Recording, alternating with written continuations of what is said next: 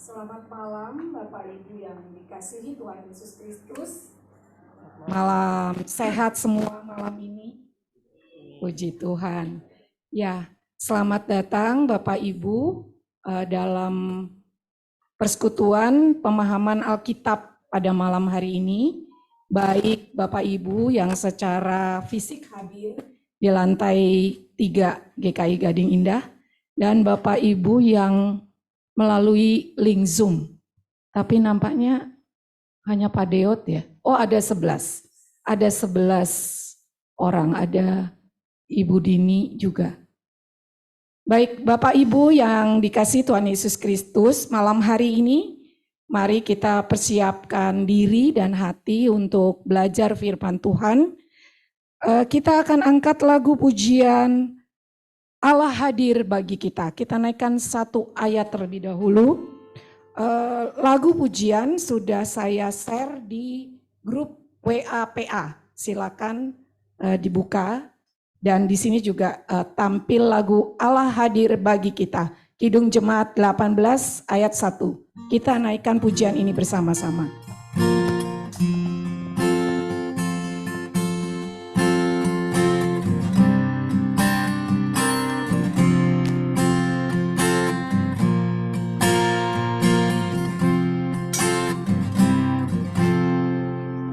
Allah hadir bagi kita dan hendak memberi berkat, melimpahkan kuasa Roh-Nya bagai hujan yang lebat.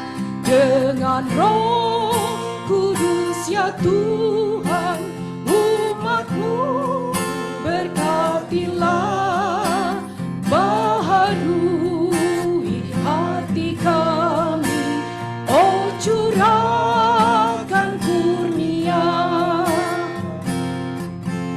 Bapak Ibu, saudara-saudara yang dikasihi Tuhan, kita meyakini pada saat ini Allah hadir bagi kita dan hendak memberi berkat. Kita membutuhkan pertolongan dan pimpinan Roh Kudus di dalam memahami firman Tuhan yang akan disampaikan dari Kejadian pasal 12 sampai 50. Malam hari ini kita bersama-sama akan belajar mengenai sejarah keluarga yang dipilih. Kita akan belajar leluhur bangsa Israel. Baik, kita akan angkat pujian ini kembali ayat kedua dan keempat. Silakan berdiri. Allah hadir bagi kita.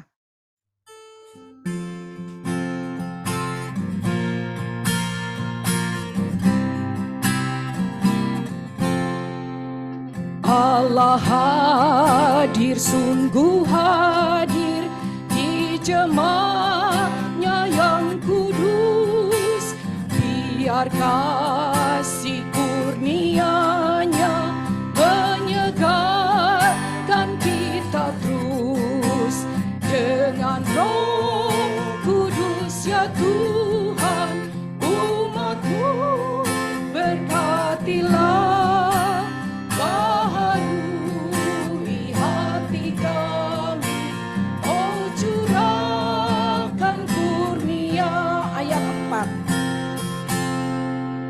Penebus dengarkan kami yang padamu berseru, buka tingkap anugerah-Mu, berikanlah berkat penuh.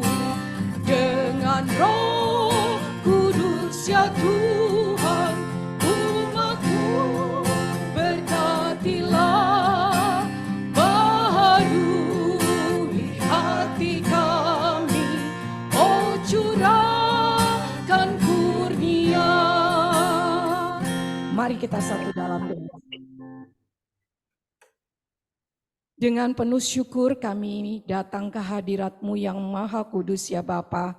Di malam hari ini kami berkumpul bersama-sama untuk belajar firman Tuhan melalui kitab Kejadian 12 ayat 50.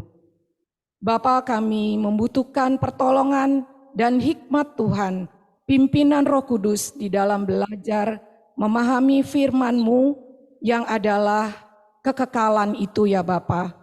Biarlah melalui kesementaraan kami di dalam kehidupan ini, kami juga boleh Tuhan pakai untuk menjadi berarti di dalam kekekalan, bukan hanya diri kami sendiri, tetapi keluarga kami. Bapa, biarlah hikmat Tuhan, Roh Kudus yang menolong, khususnya Ibu Pendeta Novita yang akan memimpin PA malam ini. Kami mau serahkan waktu ini dalam pimpinan-Mu. Terima kasih Bapa, di dalam nama Putra-Mu Tuhan Yesus, kami berdoa. Amin. Silakan duduk. Bapak Ibu, malam ini cukup panjang yang akan kita pelajari ya. Ada berapa pasal tuh Bu? 12 sampai 50, kurang lebih 38 pasal. Nah, saya mencoba melihat tadi, jadi kitab Kejadian ini ada beberapa yang menyatakan bahwa ditulis oleh Musa. Tetapi ada juga yang bilang bukan Musa. Nanti mungkin Ibu Pendeta Novita yang akan menjelaskan ya. Kemudian secara keseluruhan kitab Kejadian ini ternyata adalah kitab yang terbanyak pasalnya keempat. Jadi yang pertama adalah Mazmur. Kemudian Mazmur itu ada 150 pasal. Kemudian yang kedua itu adalah Yesaya, kemudian Yeremia, dan kemudian Kejadian. Kejadian ada 50 pasal. Nah, kita akan belajar secara khusus sejarah keluarga yang dipilih Tuhan. Jadi kalau saya melihat bagaimana di dalam kehidupan kesementaraan sejarah bangsa Israel, Tuhan masuk di situ dan bermanfaat bagi kekekalan. Dan kita rindu itu juga boleh kita alami. Kita akan belajar asal-usul nenek moyang bangsa Israel itu dari mulai Abraham, Ishak, Yakub, dan terakhir Yusuf. Nanti akan disampaikan oleh Ibu Pendeta Novita. Baik, mari kita persiapkan diri kita. Kita ingin menaikkan satu lagu pujian lagi. Tuhan Kau Gembala Kami.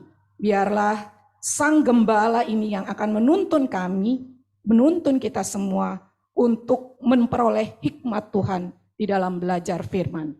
Tuhan Kau Gembala Kami, ayat 1, 2, dan 4.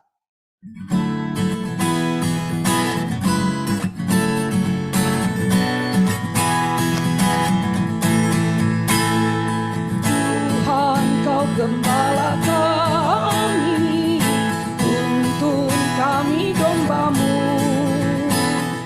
berilah kami menikmati nikmat pengorbanan-Mu.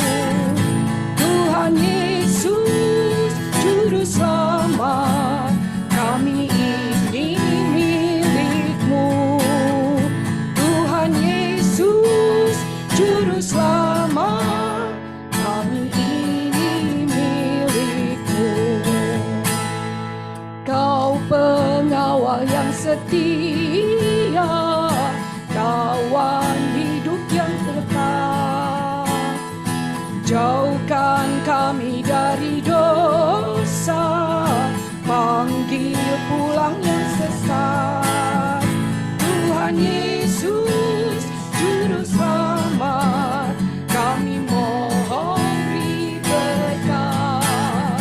Tuhan Yesus, Juru Selamat, kami mohon beri berkat. Kehendak-Mu kami cari, ingin turut maksud-Mu. Tuhan isi hati kami dengan kasih-Mu penuh.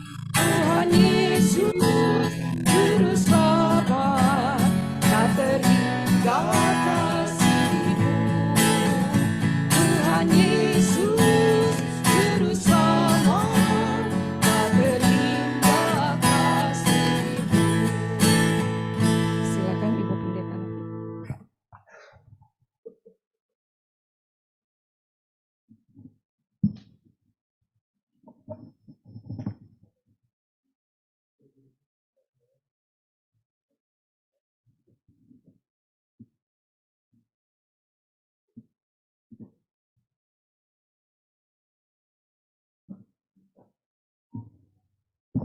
Ya, selamat malam Ibu Bapak, saudara-saudari. Ya, kita akan bersama-sama menjalankan PK di malam hari ini. Tadi Bu Herlina mengatakan, wah panjang nih pasalnya gitu ya. Jadi memang kita lagi membahas sebuah serial ya Ibu Bapak, dan ini adalah serial yang terakhir di dalam seri membahas tentang Kitab Kejadian ya. Setelah membahas mengenai penciptaan di bulan Mei ya Bu Natalia. Lalu di bulan Juninya kita membahas mengenai dari pasal 4 sampai pasal 11 ya. Lalu malam ini kita bahas 12 sampai 50, panjang nih ya. Ketika waktu mau merumuskan tema-tema PA gitu ya bersama dengan Kelker PA, dengan Bu Tea pada waktu itu memang cari-cari nih kita mau ngebahas tentang tema apa begitu ya di tahun 2023 ini. Lalu kepikir ya udah kita ngebahas nih tentang kitab-kitab supaya mendalami lagi gitu kan. Tapi kan memang waktu kita juga terbatas gitu ya, maksudnya dalam setahun paling kita ada 12 kali pertemuan.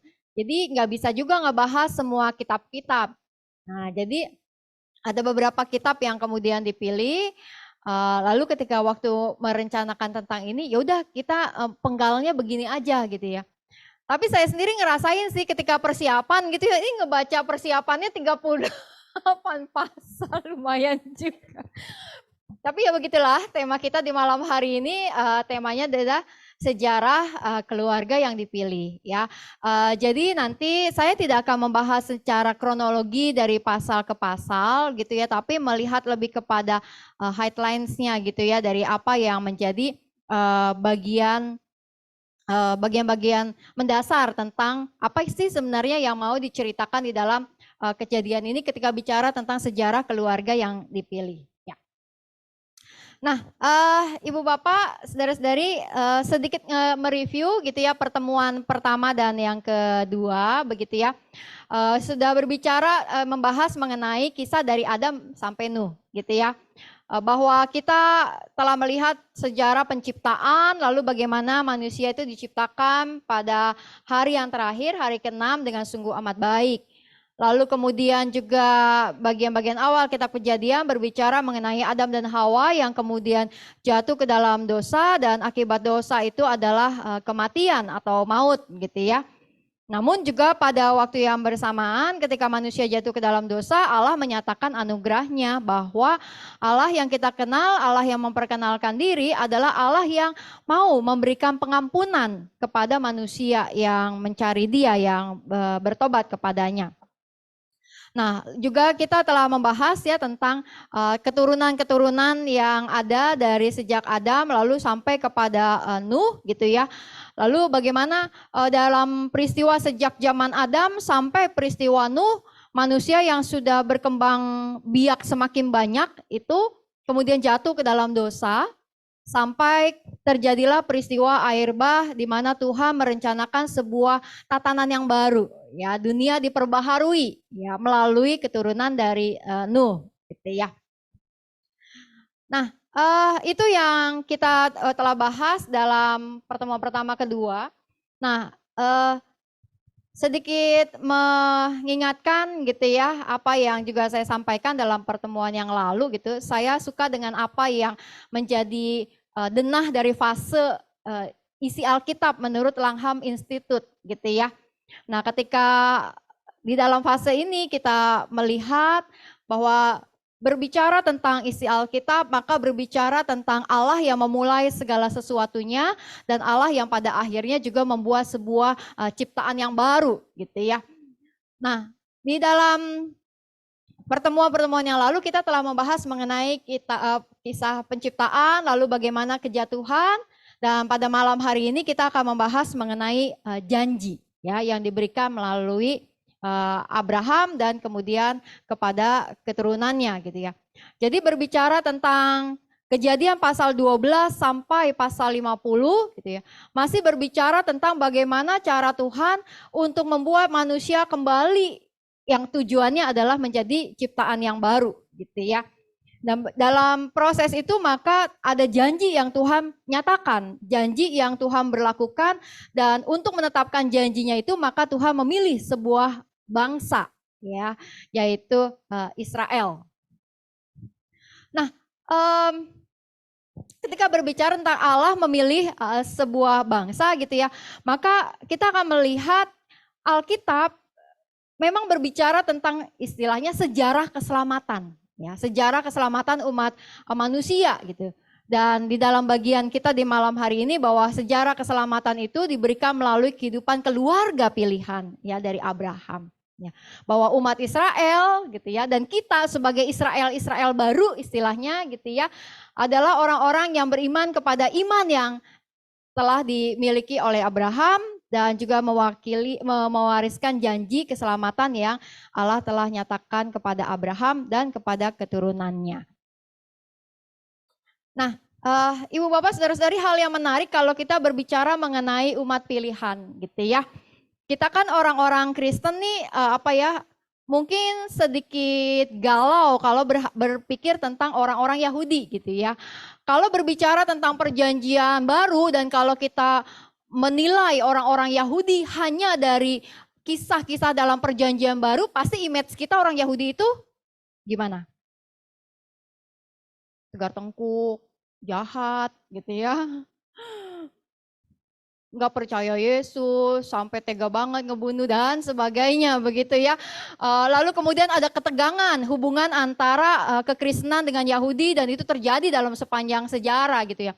Tapi mau nggak mau gitu, ketika kita berbicara tentang kekristenan, kita adalah orang-orang yang melihat bahwa di dalam sejarah kekristenan itu muncul nggak tiba-tiba dari dalam bumi gitu ya. Tapi bahwa kekristenan muncul sebagai sebuah proses panjang yang bahkan mendapatkan asalnya dari sejarah keyahudian. Ya, kalau kita bicara tentang perjanjian lama itu adalah kitab Alkitabnya mereka begitu ya, walaupun susunannya berbeda ya. Nah, Ibu Bapak Saudara-saudari, karena itu ketika kita memandang orang-orang Yahudi gitu ya, kita tidak boleh melulu melihat bahwa orang-orang Yahudi ini adalah orang-orang jahat yang keturunan ular beludak, yang pokoknya bangsa yang perlu dihukum dan sebagainya begitu ya. Enggak, karena mereka adalah umat pilihan, bangsa pilihan begitu ya. Walaupun di dalam prosesnya ketika bicara tentang perjanjian baru, kita tahu bahwa konsep pilihan itu bukan hanya kemudian terjadi dan diberikan kepada umat Israel, tetapi juga dibuka meluas kepada bangsa-bangsa yang lain begitu ya. Nah, ada satu ayat Ibu Bapak dari Yohanes 4 ayat 22. Boleh mungkin satu orang membaca ayat ini Ibu Bapak. Yohanes 4 ayat 22 ini isinya adalah percakapan Tuhan Yesus dengan perempuan Samaria di pinggir sumur gitu ya, di dalam dialog yang dilakukan oleh Tuhan Yesus dengan perempuan Samaria itu, maka salah satu hal yang kemudian Tuhan Yesus sampaikan adalah seperti yang tertuang dalam ayat 22. Satu orang boleh bacain?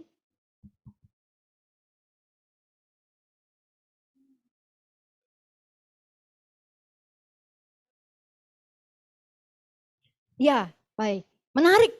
Ya, menarik bahwa ini kata-kata Tuhan Yesus loh. Ya, kata-kata Tuhan Yesus yang mengatakan bahwa keselamatan datang dari bangsa Yahudi, ya. Keselamatan datang dari bangsa Yahudi, kata Tuhan Yesus ya. Kalau saya pakai Alkitab TB2, Ibu Bapak, di dalam TB2 ini bunyinya kurang lebih sama, keselamatan datang dari orang Yahudi, ya. Jadi sekalipun Tuhan Yesus datang memberikan sebuah pengajaran yang kita pikir baru sebagai orang-orang Kristen gitu ya. Tapi sebenarnya apa yang Tuhan Yesus lakukan pada awalnya adalah menegakkan kembali ajaran Yahudi yang ada pada saat itu begitu ya. Bahwa Tuhan Yesus datang bukan untuk menghilangkan hukum Taurat tapi untuk apa kata Tuhan Yesus? Menggenapinya. Ya, jadi bahwa ketika kita bicara tentang kehidupan sebagai orang-orang Kristen gitu ya, kita adalah orang-orang yang mewariskan sejarah panjang Israel dan karenanya adalah orang-orang Yahudi gitu ya. Nah, Ibu Bapak Saudara-saudari, maka berbicara tentang sejarah perjanjian yang Allah berikan, maka sejarah perjanjian itu memperlihatkan Allah memilih sebuah bangsa, ya, yang kemudian menjadi bangsa Israel, begitu ya. Nah, ada sebuah garis keturunan dari orang-orang yang pilihan itu, gitu ya. Mulai dari janji Allah kepada Abraham, ketika Allah memanggil Abraham untuk pergi dari tempatnya, ya, berjalan, meneruskan perjalanannya menuju sebuah negeri perjanjian, dan kemudian menjanjikan untuk menjadi bangsa yang besar dan akan menjadi berkat, gitu ya, bagi bangsa-bangsa lain, gitu ya. Lalu kemudian janji itu diteruskan kepada anaknya, yaitu Ishak. Lalu kemudian dari Ishak diteruskan kepada Yakub. Setelah Yakub diteruskan kepada Yusuf. Betul? Salah. Yehuda. Ya, garis keturunannya Yehuda gitu. Kalau kita berbicara tentang tokoh Alkitab, ya, kalau bahkan bicara tentang kitab Kejadian tuh memang banyak sekali membahas mengenai Yusuf. Ya, cerita Yusufnya panjang gitu ya, dan ceritanya sangat dramatis, sangat memang punya alur yang jelas gitu. Jadi membaca tentang kisah Yusuf sangat menyenangkan ya Ibu Bapak. Namun kalau kita berbicara tentang garis keturunan gitu ya, kalau bicara tentang apa yang Alkitab katakan mengenai sejarah perjanjian itu diturunkan dari Abraham, Ishak, Yakub, turunnya kepada Yehuda. Gitu ya, bukan kepada Yusuf. Dari Yehuda itulah kemudian makanya menjadi bangsa Yehuda, atau di dalam agamanya kita sebut Yahudi, ya. Bahwa kemudian dari keturunan Yehuda itu juga kemudian ya Raja Daud dan akhirnya adalah Tuhan Yesus, ya. Nah, demikianlah bahwa ada sebuah bangsa pilihan yang dipilih oleh Allah, begitu ya, menjadi penurun dari perjanjian yang ada. Ibu Bapak, saudara-saudari, ketika berbicara tentang janji yang diberikan kepada Abraham dan kemudian pada akhirnya menjadi sebuah agama yang diturunkan, agama yang mengakar kepada sejarah Abraham gitu. Maka di dunia ini ya ada 3 gitu ya, Yahudi, Kekristenan, dan juga Islam. 3 agama ini mengakar kepada sejarah yang sama, ya. Terlepas kemudian pada berbagai perbedaan-perbedaan di dalam pemahaman, penafsiran, bahkan juga kitab-kitab, isi kitab-kitab gitu ya. Ada banyak hal yang dilihat secara berbeda, cara membacanya, cara menafsirnya, detailnya, kronologinya dan sebagainya, dan itu kadang menjadi perdebatan. Mungkin kalau bicara tentang isu yang terbaru nih, tanggal berapa tuh kemarin yang tanggal merah Idul Adha? Ya, ibadah Idul Adha, ya, kita kebanyakan libur jadi bingung. 29, ya. Oh liburnya dari tanggal 28 ya. Nah, Idul Adha itu kan ibadah hari raya kurban ya, hari raya kurban. Kalau dari pemahaman saudara-saudari kita yang Muslim, yang dikorbankan adalah Ismail. Sementara bagi kita yang dikorbankan adalah Ishak. Itu masih menjadi perdebatan panjang sampai saat ini, begitu ya. Masih menjadi satu pembeda, begitu ya. Karena apa yang dibacanya berbeda, cara membacanya berbeda, dan juga cara memahaminya berbeda, gitu ya. Nah, namun bagi saya hal-hal perbedaan-perbedaan pemahaman antara kita dengan teman-teman kita yang Muslim maupun dengan Yahudi di dalam memahami gitu ya kitab-kitab yang ada yang kita turunkan dari Abraham tidak menjadi sebuah penghambat untuk kita menghargai perbedaan itu, gitu kan. Jangankan berbeda dengan yang beda agama, yang beda gereja aja bisa beda cara baca Alkitab kan. Beda cara memahami gitu ya. Ada gereja yang memahami Alkitab dikatakan diciptakan 6 hari. Ya betul 6 hari gitu ya. 1 kali 24 jam itu 1 hari gitu. Tapi ada gereja yang memahami oh bukan 1 hari itu artinya 1000 tahun. Seperti pemazmur katakan gitu ya. Jadi bahwa itu sebenarnya 6000 tahun gitu ya. Tapi ada juga yang memahami bahwa oh enggak, bahwa itu sebenarnya adalah bukan bicara tentang kronologi waktu gitu. Tetapi bicara tentang kronologi pemahaman. Apa yang menjadi sebuah sistem kehidupan yang Tuhan mau perlihatkan kepada manusia sehingga bicara tentang rentang waktu yang panjang gitu ya. Ya sama-sama gereja beda cara pandang, bisa beda cara memahaminya, ya Ibu Bapak. Atau misalnya juga bicara tentang kalau rekan-rekan yang teman-teman kita yang beragama Yahudi gitu ya, sampai sekarang mereka masih mengharapkan Mesias, gitu ya, masih mengharapkan Mesias. Bagi kita orang Kristen, kita percaya bahwa Tuhan Yesus itu adalah Mesias yang sudah datang untuk menggenapi apa yang dinubuatkan dan dijanjikan di dalam Perjanjian Lama, gitu ya. Nah, tapi begitulah gitu ya.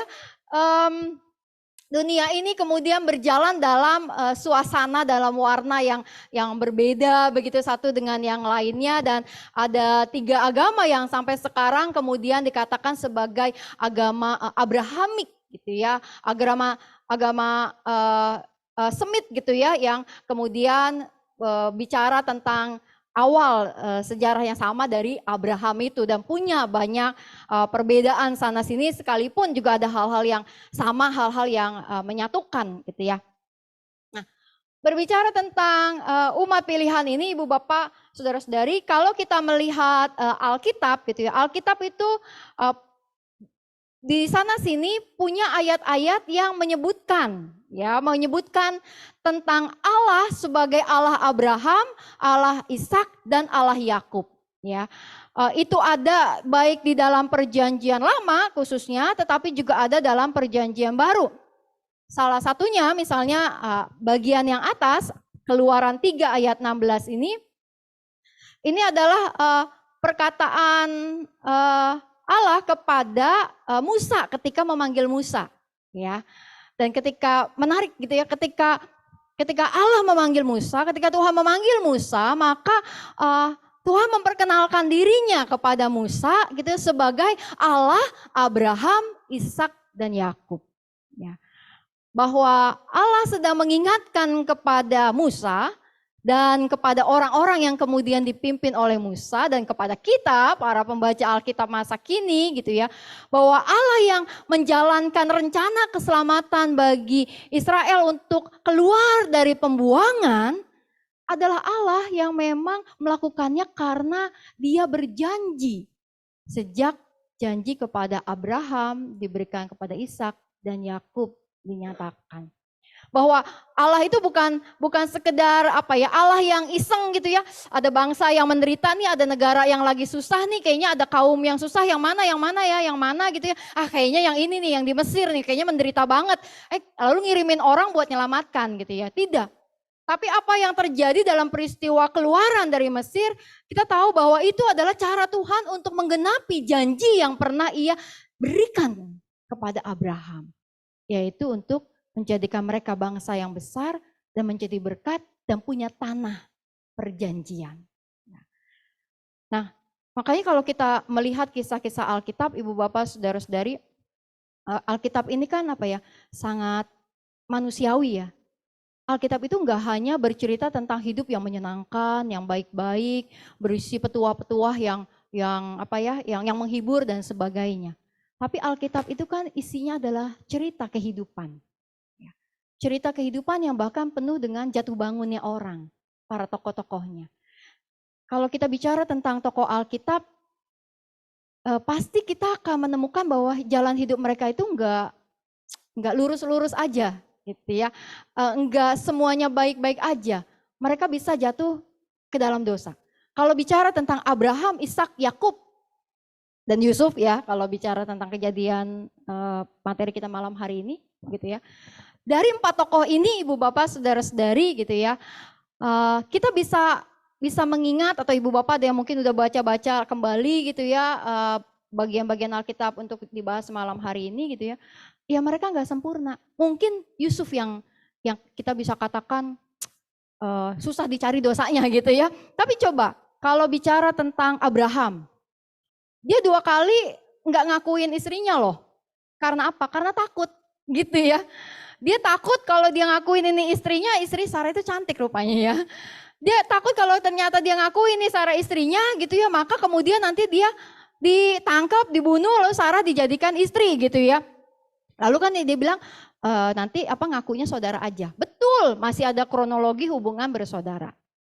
Tapi kan bukan itu yang benernya yang terjadi ya, bahwa Sarah udah ada yang memiliki gitu ya, nggak boleh dijadikan istri orang lain kan gitu ya. Tapi Abraham karena takut nggak mau defense gitu ya. Wahai bapak-bapak gitu ya, jagalah harga diri istri-istri Anda gitu ya.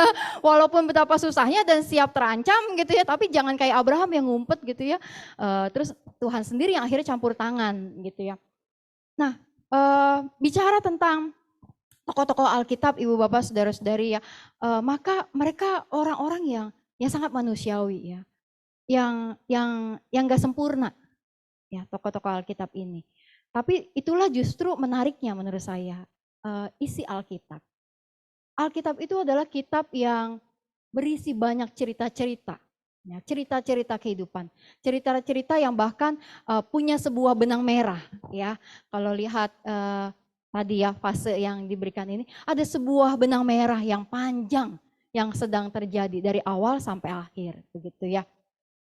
Nah, maka ketika Allah saat itu memanggil Musa dan memperkenalkan diri sebelum mengirim Musa memimpin bangsa Israel keluar dari Mesir, dia mengatakan, akulah Allah Abraham, Ishak, dan Yakub.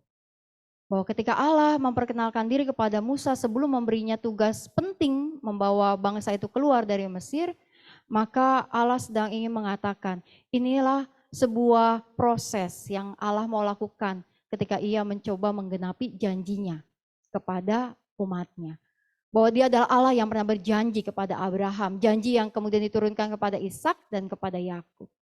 Nah, di dalam Kisah Para Rasul, ibu bapak, saudara-saudari, ini adalah perkataan dari Petrus ya, di hadapan banyak orang. Nah, Petrus sebagai seorang Yahudi gitu ya, dia mengatakan gitu ya, Allah Abraham, Ishak dan Yakub, Allah nenek moyang kita telah memuliakan hambanya yaitu Yesus yang kamu serahkan dan tolak di depan Pilatus walaupun Pilatus berpendapat bahwa ia harus dilepaskan.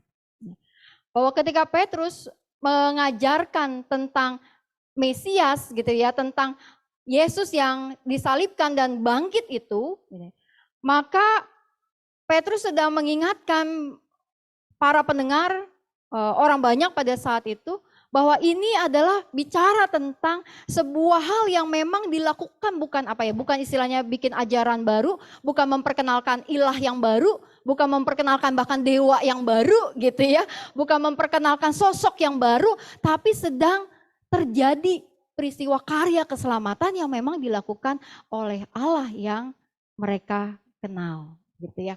Allah yang telah berjanji, Allah yang memberikan sebuah sejarah keselamatan melalui perjanjian yang ada. Nah, ibu bapak, saudara-saudari, apa yang kemudian menjadi isi dari kitab Kejadian 12 sampai 50 gitu ya. Saya bikin kayak garis besarnya berdasarkan tokoh-tokohnya ya, walaupun tidak tepat sekali ya, karena kan ketika bicara tentang Abraham ya udah ngomongin soal anaknya Ishak gitu ya. Ketika bicara tentang Ishak juga udah cerita soal Yakub dan sebagainya. Tapi kurang lebih beginilah ibu bapak ya. Ketika ibu bapak membuka kitab Kejadian dari pasalnya yang ke-12 gitu ya sampai pasalnya yang ke-50, maka akan mendapati dari 12 sampai 20 itu dimulai dari panggilan Abraham dan janji Tuhan. Bahkan kalau lihat sebenarnya dari kitab Kejadian pasal yang ke-11 ya, ayat-ayat terakhir itu udah ngomongin soal Terah dan keturunannya. Lalu kemudian setelah bercerita tentang Abraham, lalu bercerita tentang kehidupan Ishak, lalu kemudian tentang Yakub gitu ya, dan juga tentang Esau kembarannya. Lalu kemudian tentang Yusuf dan saudara-saudaranya, dan di dalamnya itu adalah tentang juga Yehuda ya. Nah, kapan sih peristiwa Abraham ini terjadi gitu ya? Tidak ada angka pasti ibu bapak saudara-saudari, tetapi para penafsir yang mengira-ngirakan terjadi sekitar antara tahun 2000 sampai tahun 1500 sebelum Masehi gitu ya. Tidak ada angka pastinya, tapi terjadi sekitar pada waktu itu. Itulah kejadian mengenai Abraham dengan panggilannya yang kemudian dari Abraham dan keluarganya terjadi sebuah sejarah panjang keselamatan umat manusia. Nah, mari kita coba mereview dulu nih Ibu Bapak, supaya bukan hanya saya yang bicara, tapi juga mungkin Ibu Bapak saudara-saudari bisa berbagi Kita saling mendengar gitu ya. Apa yang kita hayati dari kisah bapak-bapak leluhur ya. Katakanlah Abraham, Ishak dan Yakub. Apa saja yang ibu bapak ingat dari cerita tentang mereka? Tentang Abraham dulu, tentang Abraham. Ingat cerita apa aja ibu bapak? Ya boleh dibuka Alkitabnya begitu ya, kalau buat mengingat-ingat lagi. Tentang Abraham, cerita apa yang ibu bapak ingat tentang Abraham?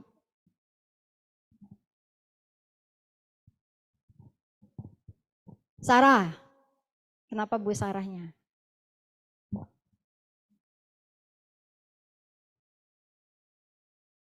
Hamil, ya, hamil di umur tua. Ini.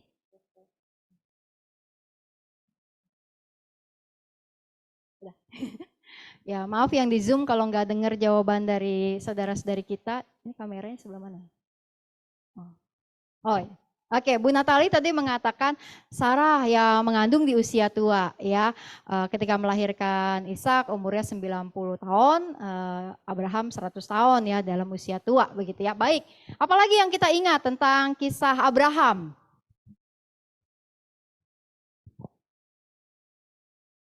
Ya. Mengorbankan anaknya, mengorbankan Ishak ya. Mengorbankan Ishak sebagai tanda ketaatan, kita menghayatinya demikian gitu ya, bahwa ketika Tuhan mengatakan naiklah gitu ya, bawa anakmu, bawa kayu bakar gitu ya, tapi tidak diminta untuk membawa domba. Lalu kemudian Allah akan menyediakan, kata Abraham ketika Ishak bertanya gitu ya, Bapak mana nih hewan kurbannya? Allah akan menyediakan. Baik, apalagi Ibu Bapak yang diingat dari kisah tentang Abraham? Bapak orang beriman, sebutannya begitu ya, Bapak orang beriman. Ya, kenapa tuh menurut Bu Her? Kenapa Bu Herlina disebut Bapak orang beriman?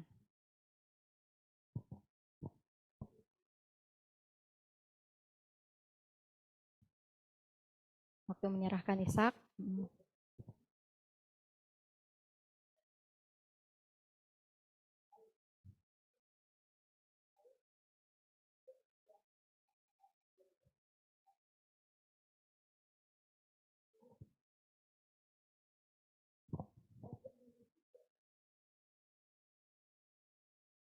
Ya, jadi bahwa disebut Bapak orang beriman, karena itu iman yang diperlihatkan ya, keteladanannya bahwa dia taat gitu ya untuk mempersembahkan Ishak padahal udah dinanti-nanti gitu ya. Tapi disuruh dibawa nih sama Tuhan mempersembahkan gitu ya. Baik, terima kasih Bu Her. Ada lagi Bu Bapak yang lain? Apa yang diingat dari cerita Abraham? Punya istri Hagar ya. Ya, ketika apa tuh galau gitu ya. Jadi, nah ini menarik ya Ibu Bapak. Tadi Bu Helina mengatakan bahwa Abraham itu bapak orang beriman dan di dalam Perjanjian Baru Paulus mengatakan begitu. Tapi kan menariknya bahwa dia ada saatnya nggak beriman. Ada galaunya juga gitu ya. Ketika mana nih Sarahnya nggak hamil-hamil gitu ya. Tuhan bilang bahwa keturunannya bakalan banyak gitu ya. Kemudian akhirnya mengambil Hagar begitu ya. Sehingga ya terjadilah kerumitan kehidupan di dalam keluarga gitu ya. Jadi kalau keluarga kita mau menghindari kerumitan, taat aja sama Tuhan gitu ya. Jangan ngatur-ngatur sendiri gitu ya. Soalnya tambah rumit hidup kita kalau bikin rencana sendiri. Baik, terima kasih. Ada lagi Ibu Bapak? Wah, kalau guru sekolah minggu nih, mungkin si Evelyn mau bicara?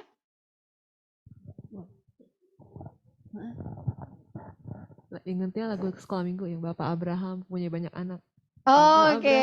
Ya, itu doang sih, Mbak. Boleh Maksudnya nyanyiin sedikit, si ayo, Evelyn? Pak. Bapak Abraham mempunyai Banyak sekali anak-anak, aku anaknya, engkau juga. Dari puji Tuhan. Oke. Boleh jadi guru sekolah minggu lagi. Baik, terima kasih ya.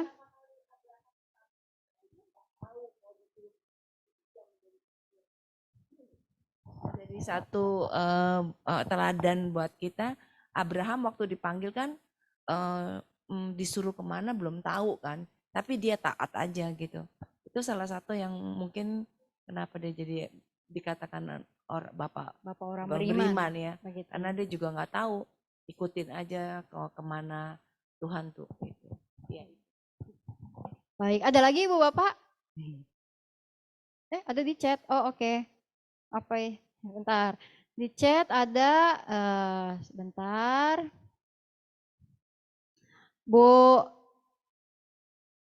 suaranya hilang. Oh, tadi mungkin ya. Oke. Oke, Bu Okta mengatakan Abraham dapat bernegosiasi dengan Allah saat Sodom dan Gomora. Wow, menarik nih ya. Siapa nih gitu ya bisa sehebat Abraham negosiasi sama Tuhan gitu. Walaupun kadang kita lakukan juga kan gitu ya. Tuhan tolonglah gitu ya. Ya, makasih Bu Okta begitu ya. Nah, kita lihat Ibu Bapak saudara-saudari berbicara tentang Abraham, Bapak orang beriman yang dipanggil Tuhan untuk memiliki dan mewariskan kemudian janji keselamatan itu bukanlah seorang yang sempurna ya. Nah, karena itu saya menghayati Ibu Bapak saudara-saudari kalau bicara tentang orang yang beriman itu bukan orang yang hidupnya nggak pernah salah gitu ya.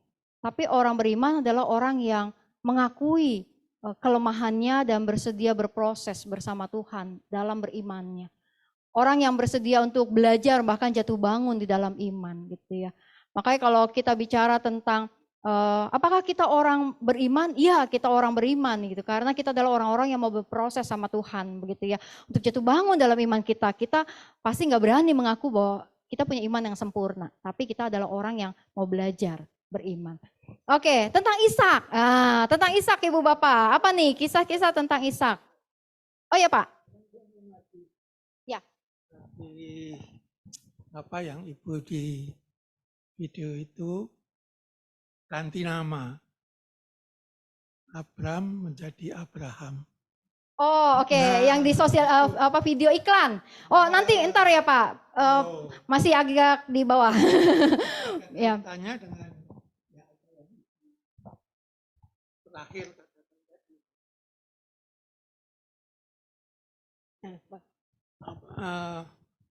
Ya tapi sana itu dahulu. Nggak apa-apa Pak. Daripada ntar saya lupa nanti Bapak udah nanya. Ya silakan Pak, ada yang apa pemikiran dari Bapak? Kita harus bedakan antara Abram dan Abraham. Nanti jawaban Ibu sekali lagi. Gini, kita bedakan antara promise dan covenant. Ya. Jadi Abram itu waktu masih Abram, itu Tuhan aja yang memberikan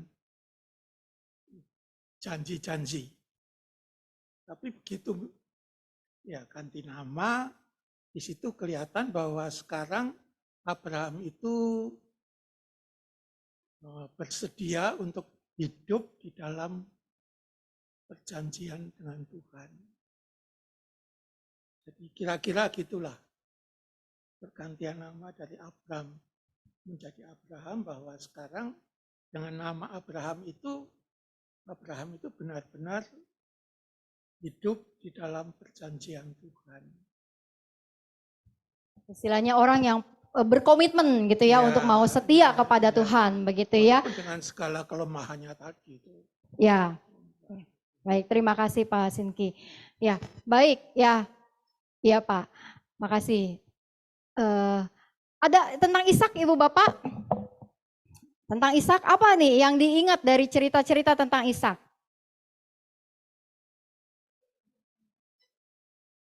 Dipersembahkan sebagai korban bakaran dan nurut aja ya. Anak zaman dulu nurut-nurut. Ya nurut gitu ya. Karena ya Abraham sendiri bilang, Bapaknya bilang Allah akan menyediakan dan dia percaya dengan itu. Ya, baik. Terima kasih. Ada lagi Ibu Bapak yang ingat apa aja cerita tentang Ishak? Ishak cari istri. Ishak yang cari istri atau siapa Bu yang cari istri ya, nih? Maksudnya Ishak dicarikan istri. Dicomblangin. Dicomblangin istri. Pencomblangan Ishak gitu ya. Oke, baik. Ya, nyari istri gitu ya. Apa tuh yang kira-kira Bu Natali? Ya, di situ kan maksudnya Ishak kan dicarikan istri, tapi kan memang dia dicarikan yang memang sesuai dengan Tuhan yang mau gitu kan. Dia pilih dikasih yang ini bukan ya, seingat saya kayak gitu. Sampai akhirnya dia menemukan masih kerabat kalau nggak salah ya, masih kerabat saudara itu. Akhirnya ya udah dia mau aja. Gitu. Oke, dari petualangan hambanya begitu ya, sampai kemudian menemukan gitu ya Ribka pada waktu itu. Baik, ada lagi Ibu Bapak? Ada yang diingat? Ya, Pak. Boleh. Biar yang dengar.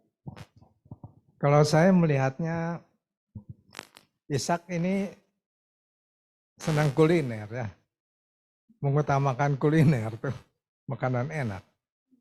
Jadi pada saat dia perlu membedakan antara anak yang berbeda itu, perbedaan jauh, dia tidak bisa, dia hanya bisa membedakan makanannya aja.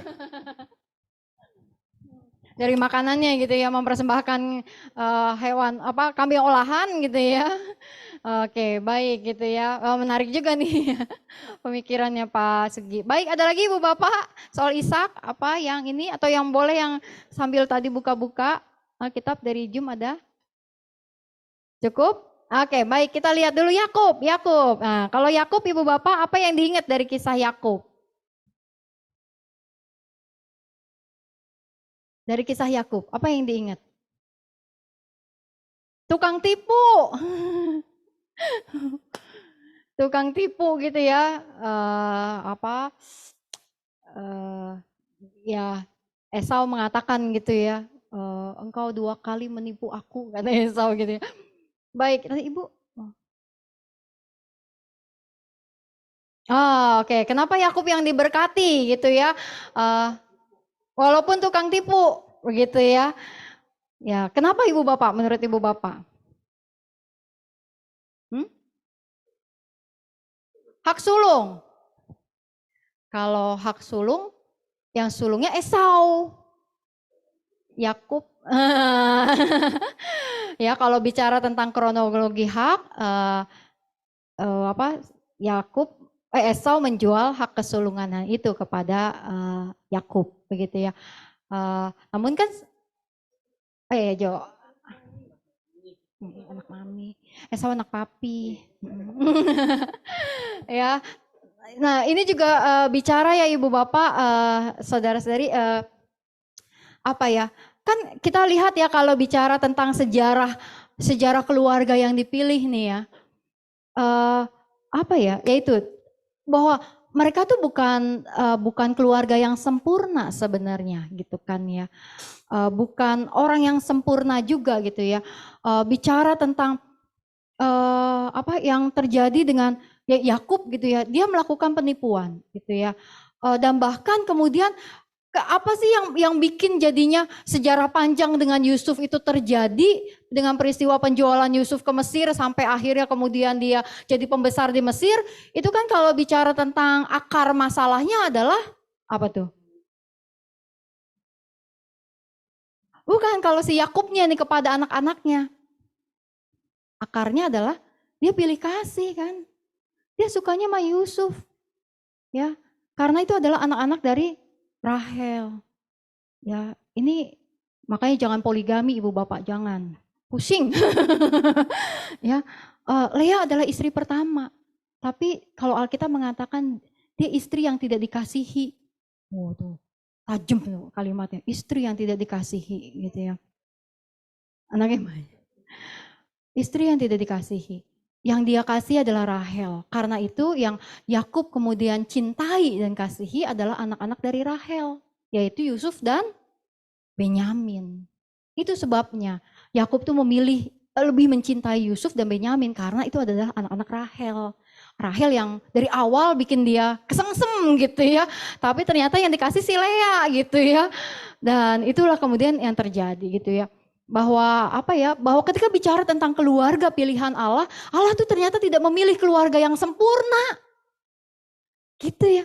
Tidak memilih keluarga yang baik-baik aja nih, suami istri dengan anak-anaknya yang baik-baik, lalu kemudian melahirkan cucu-cucu yang baik, lalu punya buyut-buyut yang juga baik-baik, enggak pernah jahat, yang mau nurut dan sebagainya. Ternyata ketika Tuhan bertindak memilih sebuah keluarga yang kemudian akhirnya menjadi bagian dari sejarah keselamatan dunia ini, Allah itu tidak memilih keluarga yang sempurna. Jadi jangan khawatir ibu bapak kalau ibu bapak merasa keluarga ibu bapak nggak sempurna. Tokoh-tokoh Alkitab aja nggak sempurna, tapi mereka dipakai Tuhan. Karena mereka mau memberi diri untuk dipakai Tuhan, berproses bersama Tuhan. Jadi kalau ibu bapak merasa, aduh keluarga saya kok tidak sehebat keluarga lain, nggak apa-apa gitu ya. Ya emang gitulah gitu ya, bahwa Tuhan itu tidak mencari manusia yang sempurna begitu ya, karena nggak ada gitu. Tapi Tuhan mencari orang-orang yang rindu untuk dekat dengan Dia. Nah, ibu bapak, saudara-saudari, maka bicara tentang ya Abraham dan Ishak dan Yakub. Kita udah tahu ada banyak hal cerita-cerita Alkitab, guru-guru sekolah minggu hafal begitu ya, sering menceritakannya dan kita menghayati begitu ya. Ada banyak hal yang terjadi dalam kehidupan para bapak-bapak leluhur, istilahnya sejarah dari keluarga yang dipilih oleh Tuhan gitu ya. Nah, ibu bapak, ketika bicara tentang bagaimana keluarga ini dipanggil gitu ya, kemudian menjadi sebuah bangsa yang besar gitu. Cerita Alkitab memperlihatkan bahwa pada waktu itu bapak-bapak leluhur gitu ya, dan ibu-ibu leluhur gitu ya, hidup secara nomaden, dalam arti mereka berpindah dari satu tempat ke tempat yang lain, berpindah-pindah terus.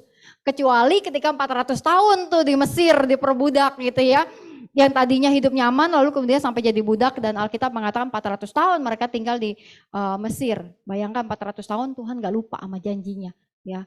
Walaupun 400 tahun tapi Tuhan tetap bertindak untuk menggenapi janjinya ketika Musa ya dipilih untuk membawa bangsa itu keluar, dan kitab Keluaran menceritakannya.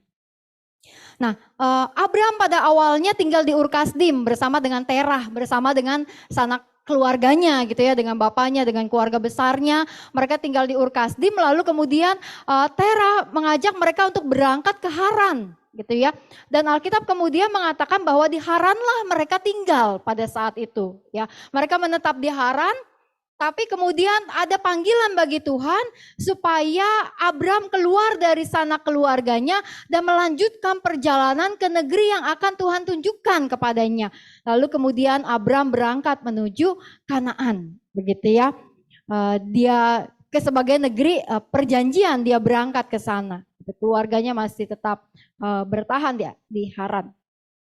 Nah, Abram taat gitu ya. Alkitab mengatakan pergilah Abram seperti yang difirmankan Tuhan kepadanya. Ya, ini tadi yang Bu Herlina katakan bahwa Abram adalah bapak orang yang beriman, bapak yang taat gitu ya kepada Tuhan gitu ya. Bahwa Abram pergi ke tempat seperti yang difirmankan Tuhan kepadanya. Nah, kata-kata ini yang juga tercetus di dalam Kejadian 22 ayat ketiga gitu, ketika narasi Alkitab bercerita tentang Abraham yang mengorbankan Ishak ya pada waktu itu, bahwa dikatakan Abraham melakukan seperti apa yang Tuhan perintahkan ya, yaitu membawa Ishak naik gitu ya. Dia adalah seorang yang taat. Nah, kira-kira perjalanannya atau petanya Ibu Bapak yang mungkin hafal-hafal peta Alkitab begitu ya. Ini daerah tanah perjanjian nih di sini ya. Ini daerah tanah perjanjian, lalu ini Mesir ya. Lalu kemudian dari daerah Kasdim begitu ya. Mereka lalu kemudian berangkat nih Terah dengan keluarganya termasuk Abraham dan Lot ya. Pada waktu itu mereka berangkat, kemudian mereka berangkat dan mereka menetap ke Haran gitu ya. Nah, mereka menetap di Haran, lalu kemudian Tuhan memanggil supaya Abraham melanjutkan perjalanan, dan kemudian dia melakukan perjalanannya dan tiba kemudian di Kanaan gitu ya. Namun dalam kehidupan Abraham dia sempat kabur ke Mesir ketika terjadi kelaparan, dan situlah terjadi ya ketika Sarah tidak diakui gitu ya, dan kemudian kembali ke tanah perjanjian gitu ya. Nah, Ibu Bapak, saudara-saudari, ketika berbicara tentang kisah Alkitab gitu ya, kisah Alkitab memang berbicara tentang daerah gitu ya, yang daerah yang luas gitu, tetapi bicara juga tentang sebuah panggilan untuk sampai kepada tanah perjanjian. Sebuah tanah perjanjian yang kemudian sampai saat ini masih menjadi persoalan dan kontroversi gitu ya. Sebenarnya ini punya hak siapa begitu ya. Namun begitulah kalau bicara tentang apa yang Alkitab sampaikan, Alkitab bicara tentang sebuah perjalanan Abram yang dipanggil untuk kemudian berada di tanah perjanjian seperti apa yang Tuhan janjikan gitu ya. Di dalam Kejadian 12 ayat 1 sampai ayatnya yang ketiga gitu ya. Lalu kemudian Tuhan juga mengulanginya di dalam Kejadian 17 ayat 5 sampai ayat yang ke-8 Ibu Bapak. Maka Tuhan memberikan janji kepada Abram yaitu tentang menjadikan Abram sebagai bangsa yang besar, menjadi umat pilihan Allah. Ya bahwa memang tadi Allah menjalankan rencana keselamatannya dengan memilih sebuah keluarga. Dimulai dari sebuah keluarga yang kemudian menjadi sebuah bangsa. Bukan keluarga yang sempurna, tetapi keluarga yang di dalam perjalanannya kemudian dibentuk oleh Allah untuk mewariskan kemudian janji keselamatan itu. Menjadi bangsa yang besar, menjadi umat kepunyaan Allah. Ya. Yang keturunannya seperti banyaknya ya, bintang di langit dan pasir di laut. Ya. Lalu kemudian janji Tuhan adalah adanya tanah perjanjian, bahwa Abram dibawa keluar gitu ya, dari sana keluarganya untuk kemudian memiliki sebuah tanah perjanjian yang akan kutunjukkan gitu ya kata Tuhan. Lalu di dalam proses itu adalah sebuah janji agar Abram dan keturunannya yang akan banyak itu menjadi berkat bagi bangsa-bangsa. Menjadi berkat. Nah ini yang menjadi sebuah poin yang penting juga. Bahwa panggilan yang diberikan kepada keluarga pilihan ini, bangsa pilihan ini bukan hanya untuk memperoleh keselamatan buat mereka. Tapi bagaimana melalui mereka, melalui keluarga ini, kemudian bangsa-bangsa dapat diselamatkan. Nah ini yang menjadi istilahnya jalur keturunan begitu ya, kalau ngelihat dari Kejadian 12 sampai 50 begitu ya, bahwa Abram dengan Sarah, lalu kemudian janji keselamatan itu diturunkan kepada Ishak ya, Ishak dengan Ribka lalu memiliki dua anak tadi ya, satu anak mami satu anak papi begitu ya, lalu kemudian hak kesulungan itu ada pada Yakub, maka warisan keselamatan itu dinyatakan kepada Yakub. Lalu kemudian Yakub meneruskan janji keselamatan itu kepada anak-anaknya begitu ya, khususnya kemudian kepada Yehuda kalau bicara tentang kronologi sampai ke Daud dan kepada Tuhan Yesus gitu ya. Bahwa melalui anak-anak Daud itu, anak-anak Yakub itulah kemudian tanah perjanjian itu diberikan. Ya. Nah ada berapa sih sebenarnya anak-anak Yakub gitu? Kita mengatakan 12, tapi sebenarnya 13.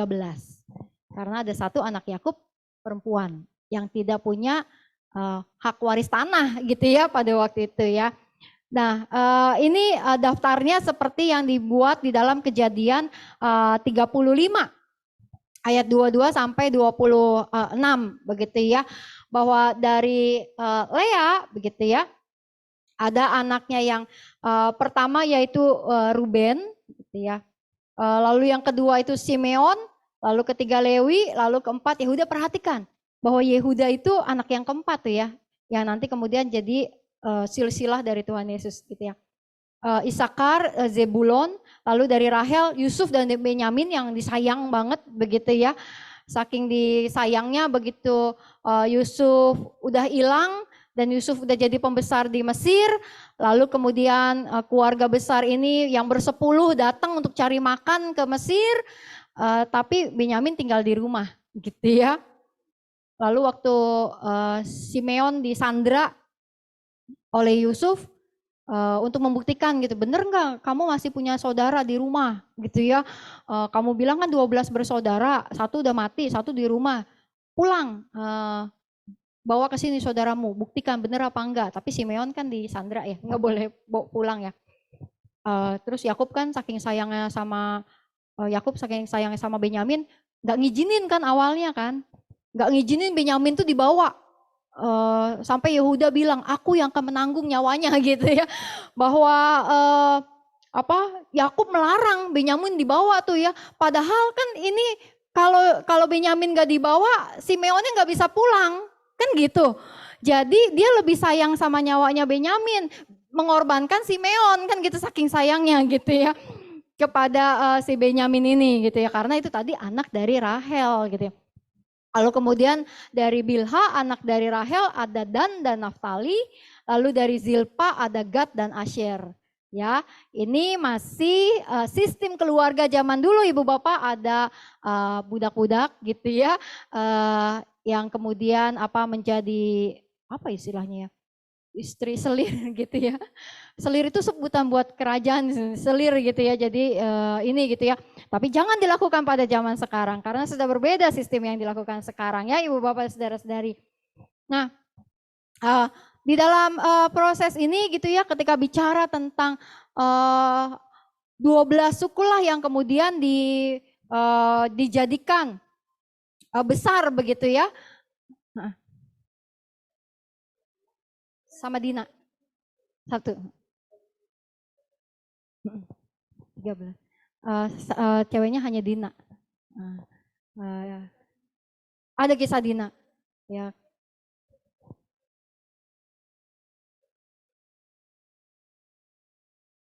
Ya, dia diperkosa ya pada waktu itu kasusnya. Ya, itu kisah tentang Dina ya. Kalau saya baca Ibu Bapak Saudara-saudari, tapi bacaan saya belum banyak ya, cuma menarik. Ada salah satu tafsiran mengenai kitab Ayub. Ya, mungkin Pak Sinki atau Pak Tira pernah baca gitu. Kalau di dalam tradisi Yahudi itu percaya, bukan percaya mungkin, ada salah satu tradisi Yahudi yang mengatakan bahwa Dina itu istrinya Ayub. Gitu ya. Cuma saya cari bahannya belum dapat banyak begitu ya. Tapi ada pemahaman di dalam tradisi Yahudi begitu ya. Ya bagi saya masih jadi pertanyaan, berarti kan istrinya Ayub tuh ngutuk-ngutukin Ayub gitu ya. Ngutuk-ngutukin Ayub lah, berarti Dina dong gitu ya, anaknya ini dong Yakub begitu ya. Tapi begitu, saya belum, mungkin Ibu Bapak kalau ada yang iseng-iseng mau belajar gitu ya, mungkin bisa nyari tradisi itu gitu ya. Itu sendiri tradisi, karena kalau di dalam pemahaman tafsir yang setidaknya saya hayati, kisah Ayub itu sendiri kan sebenarnya bukan sebuah fakta sejarah ya, kisah Ayub itu ya, tapi lebih kepada sebuah cerita ya, yang gambaran begitu ya. Jadi bukan cerita fakta bahwa ada orang yang bernama Ayub lalu hidupnya sengsara banget gitu ya, anaknya mati, hartanya hilang dan sebagainya, tapi itu sebuah gambaran pergumulan begitu ya. Nah, itu intermezzo Ibu Bapak Saudara-saudari. Oke, baik. Nah, dari ini begitu, tapi jangan lupa begitu ya, bahwa kalau bicara tentang 12 suku ada Efraim dan siapa? Efraim dan Manasye. Anak-anak dari Yusuf ya, anak-anak dari Yusuf. Nah, jadi kan gini, kalau bicara tentang 12 suku Israel yang mewarisi tanah perjanjian, ada satu suku yang nggak dapat tanah, Lewi. Karena dari Lewi mereka adalah orang-orang yang mempersembahkan korban, memimpin ibadah. Jadi Lewi itu nggak dapat jatah tanah. Jadi tanah Israel, tanah perjanjian dibagi kepada berapa suku? Kalau Lewinya anak laki 12, Lewi nggak dapat, berarti Dina nggak dapat. Betul ya, pembagiannya menjadi tetap 12 karena Yusuf itu nggak punya tanah. Anaknya yang dikasih, Efraim dan Manasye.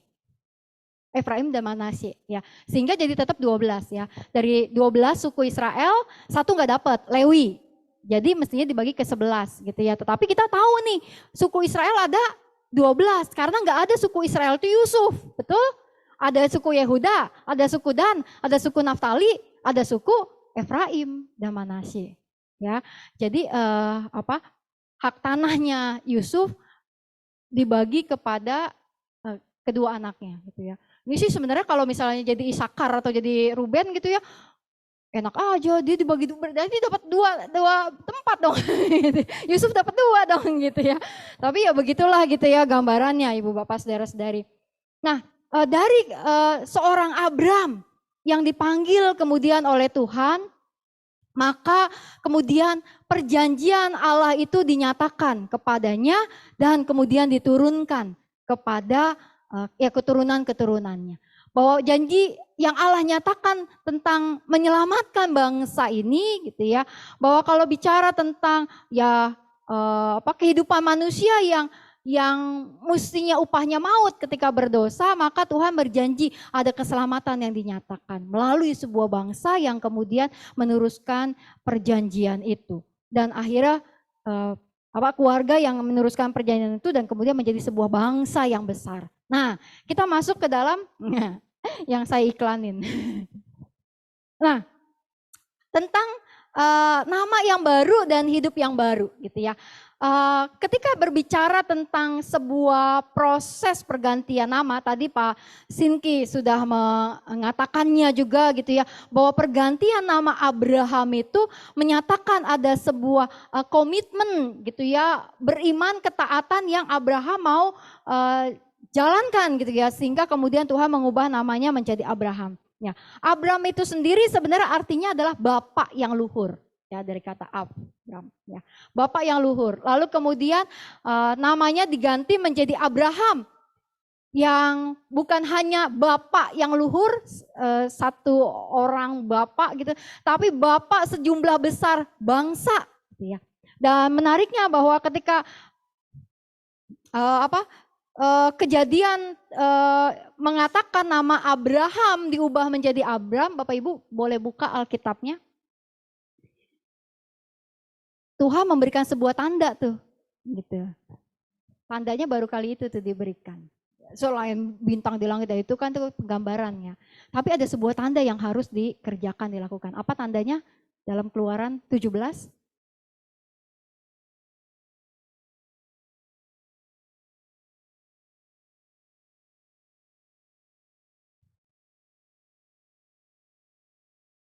Apa Ibu Bapak? Kejadian. Keluaran, tadi saya bilang ya, kejadian 17. Kejadian 17. Ada sebuah tanda yang harus Abram lakukan, yaitu sunat. Ya.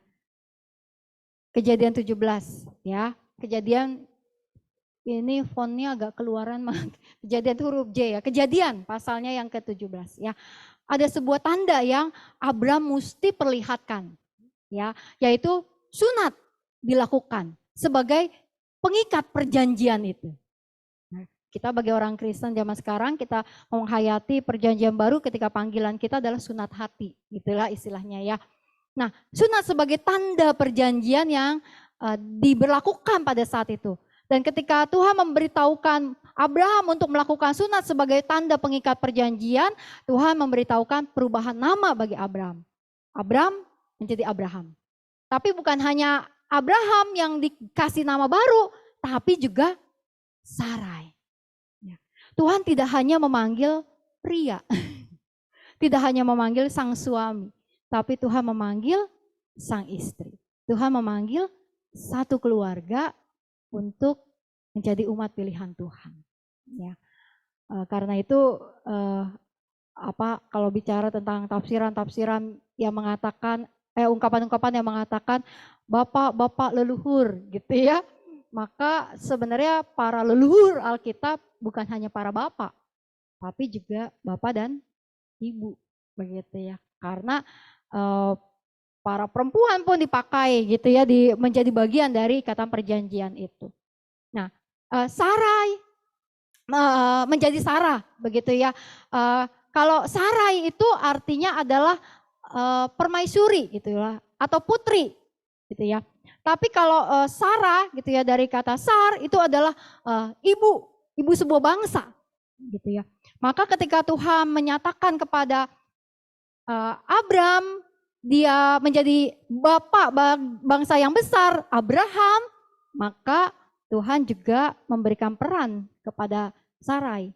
Bukan hanya sebagai istilahnya pendamping senggol tempelan gitu ya, tapi bahwa Sarai menjadi ibu dari sebuah bangsa. Bukan hanya permaisurinya Abram gitu ya, bukan hanya Sarai, tapi jadi Sarah, ya, ibu dari sebuah bangsa.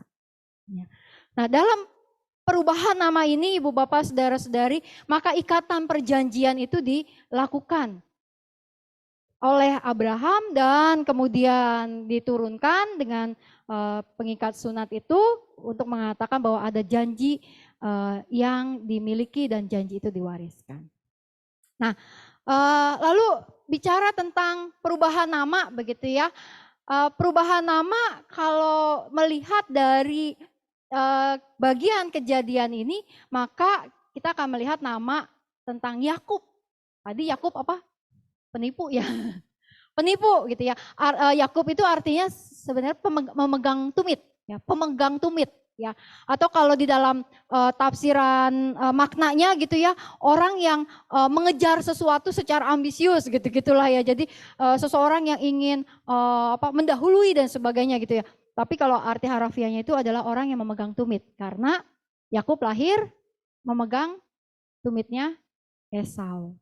Ini saudara kembar gitu ya, tapi hidupnya jauh beda gitu ya. Jadi dia dinamakan Yakub karena dia lahir memegang tumitnya Esau gitu ya. Nah, lalu kemudian Alkitab mengatakan gitu ya, kita buka Ibu Bapak dari kitab Kejadian. Ya, pasal 32. Dalam Kejadian 32 kita mendapati cerita gitu ya, sebelum Yakub berbaikan dengan Esau di dalam proses perjalanan. Kita ingat ya kisah Alkitabnya bahwa di dalam proses perjalanan Yakub untuk bertemu Esau dia kan ketakutan gitu ya. Diterima apa enggak, saking takutnya. Emang nih Yakub ini rada-rada kurang ajar juga gitu ya. Saking takutnya kan dia ngirimin dulu tuh pasukan-pasukan di depan. Hewan-hewannya dulu dikirim gitu ya buat nyogok abangnya gitu ya, dikirim hewan-hewannya, terus dikirim keluarga-keluarganya, anak-anaknya gitu ya, masih kecil pada dikirim gitu kan, supaya Esau ngelihatnya dari jauh gitu kan, wah kasihan gitu, kurang ajar Yakub, baru dia di paling belakang gitu ya, bukannya gentleman maju ngadepin kakaknya gitu, saya dulu salah, minta maaf, dikirimin dulu gitu ya. Nah, Ibu Bapak dalam proses perjalanan untuk berbaikan dengan Esau gitu ya, sebenarnya proses melarikan dirinya dia juga dari Laban begitu ya. Maka kemudian Yakub bergumul gitu ya dengan sosok gitu ya yang menjadi perwakilan Tuhan, malaikat Tuhan gitu ya, penampakan ilahi apapun gitu ya, kemudian yang ditafsirkan, tetapi bahwa ada sosok yang mewakili kehadiran Tuhan pada saat itu dan kemudian Yakub bergumul ya. Yakub bergumul untuk memohon berkat dari sosok wakil utusan Allah itu gitu ya. Dan kemudian Alkitab mengatakan Yakub menang ya. Nah, lalu kemudian tanya siapa namamu? Yakub. Lalu dikatakan engkau gitu ya akan menjadi dipanggil Israel karena engkau adalah orang yang bergumul dengan Allah dan engkau menang. Ya. Nah, tapi juga perlu berhati-hati menurut saya membaca ketika Alkitab berkata bahwa engkau bergumul dengan Allah dan engkau menang. Kalau kita bicara tentang pergumulan, lalu kalau ada yang menang berarti ada yang kalah. Lalu kalau dikatakan bahwa Yakub menang berarti Allah kalah. Allah kalah gitu ya. Gitu kah? Allah kan bertempur nih. Terus dibilang Yakub menang. Kalau Yakub menang berarti Allah kalah. Setuju? Pak Simki udah senyum-senyum. Pak Simki kalau mau bantuin boleh Pak. Ya. Nah, Ibu Bapak, saudara-saudari, di dalam penghayatan proses pergumulan itu, maka itu bukan berbicara tentang menang dan kalah. Ya, bukan bicara tentang kalau Yakub menang, maka Allah kalah dari Yakub. Allah nggak mungkin kalah. Sekalipun yang ada adalah perwakilan Allah pada saat itu ya, yang bergumul dengan Yakub. Tapi bahwa saya menghayati kenapa Yakub menang? Karena Allah membiarkan dia menang. Kalau Allah menunjukkan kekuatan dan kuasanya, Yakub nggak bakalan bisa menang. Nah, karena itu memang saya lebih menghayati sebenarnya bukan soal menang kalah, tapi kata-kata yang dipakai untuk nama Israel itu, yaitu orang yang bergumul dengan Allah, ya, atau dalam artian yang lain adalah orang yang bertahan sampai akhir, orang yang bertahan sampai akhir. Jadi berbicara tentang bukan soal hasil akhirnya, tapi proses panjang yang Yakub jalani pada saat itu demi memperoleh berkat. Ya. Nah, Ibu Bapak, saudara-saudari, di dalam proses perubahan nama yang terjadi dengan Abram kemudian menjadi Abraham, Sarai menjadi Sarai, ada sebuah kehidupan keluarga yang dipanggil Tuhan, yang diubahkan Tuhan untuk kemudian menjadi pewaris, penerima dan pewaris perjanjian gitu ya. Dan ketika Yakub kemudian dipilih oleh Tuhan gitu ya untuk mewariskan janji itu, Tuhan nggak pingin sembarangan, pastinya nggak pingin sembarangan mewariskan janji itu kepada orang yang nggak bisa dipercaya. Dan karenanya Tuhan membentuk Yakub, memproses Yakub, membuat Yakub melewati sebuah pergumulan panjang di dalam kehidupannya sampai kemudian dia menjadi orang yang siap mewariskan perjanjian yang Allah berikan kepada Yakub.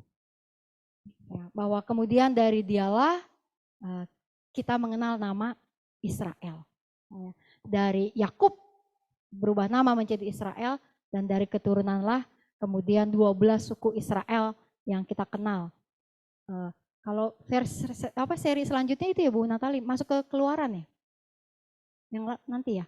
Nah itu akan masuk ke dalam sejarah mengenai Musa dan kemudian perjalanan masuk ke tanah perjanjian. Ya, oke, baik, sambil Bu Natali cari. Ya, sambil iklan juga Bu. Oh tapi kalau bulan depan ini acaranya kebersamaan Ibu Bapak ya. Jadi bulan Agustus acara PA-nya kebersamaan bentuknya. Ya diharapkan hadir, nih sambil iklan, diharapkan hadir baik yang di Zoom maupun yang di sini. Acaranya kebersamaan jadi mungkin bisa datang secara onsite begitu ya. Oh ada evaluasi, ada makan bareng. Jadi Ibu Bapak yang ada di Zoom semoga bisa datang secara onsite ya di waktu yang akan datang. Ya. Nah, lalu apa yang kita coba hayati Ibu Bapak, Saudara-saudari mengenai sebuah sejarah keluarga yang dipilih Tuhan ini gitu ya. Setidaknya ada 3 hal yang saya ajak untuk kita hayati bicara tentang pasal 12 sampai 50. Ibu Bapak welcome, silakan jika nanti mau menambahkan.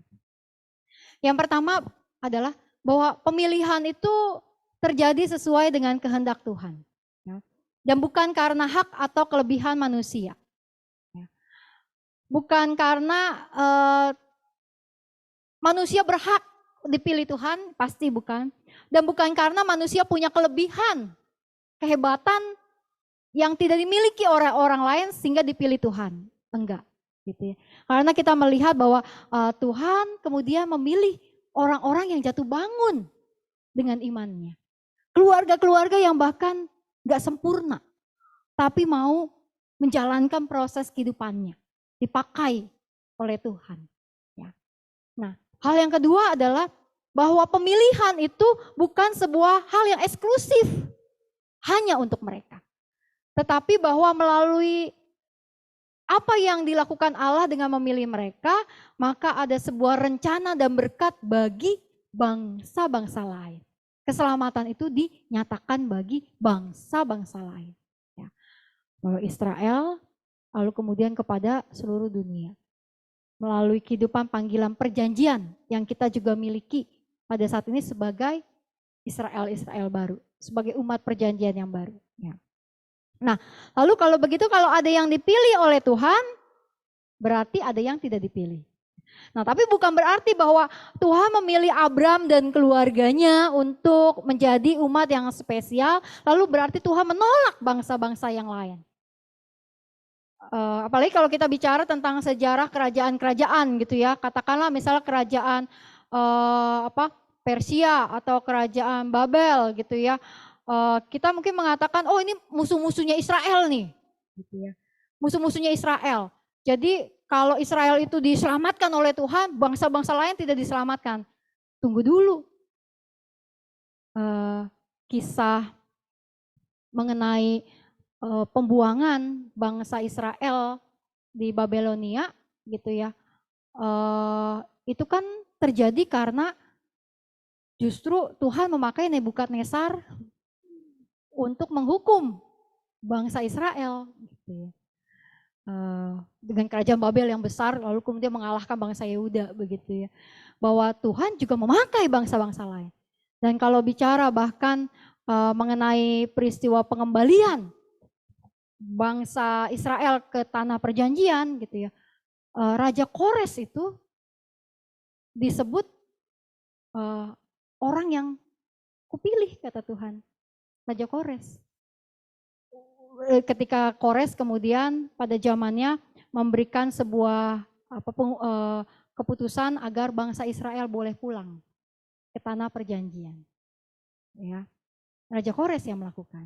Jadi bahwa ketika bicara ini Allah memilih bangsa Israel menjadi umat pilihan. Lalu kemudian bahwa bangsa-bangsa lain enggak disayang sama Tuhan, Tuhan menolak, enggak begitu ya. Lalu kita sebagai orang-orang Indonesia gitu ya, wah kan kalau kita kan Israel baru, Israel zaman sekarang gitu ya, jadi kita diselamatkan juga gitu. Lalu bangsa Indonesia yang lainnya gitu ya, yang enggak mengenal janji perjanjian Tuhan melalui Abraham enggak diselamatkan, kan enggak begitu gitu ya.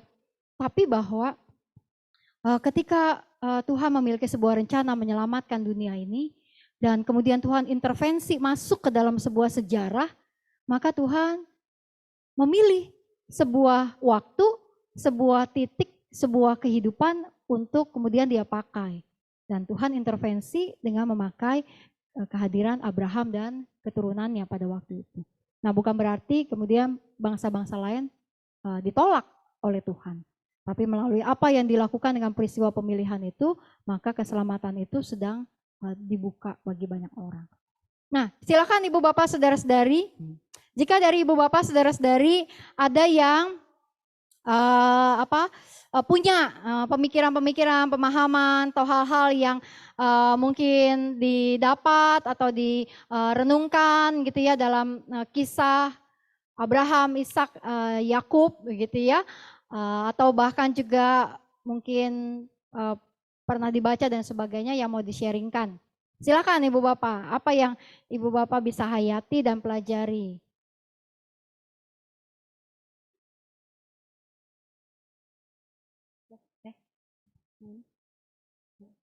Ya, baik. Ada Ibu Bapak dari Zoom?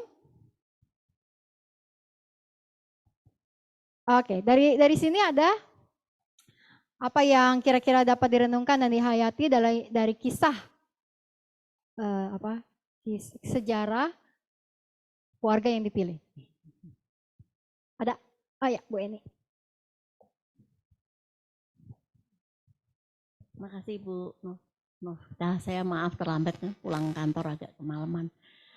Saya melihat ini, kesimpulan ini, saya merasa bahwa pemilihan orang-orang itu misterius. Boleh nggak saya bilang misterius? Karena ada yang bercacat tapi dipilih, kecuali Yusuf ya. Yusuf memang orang yang bijaksana dan sangat dimanapun diberkati.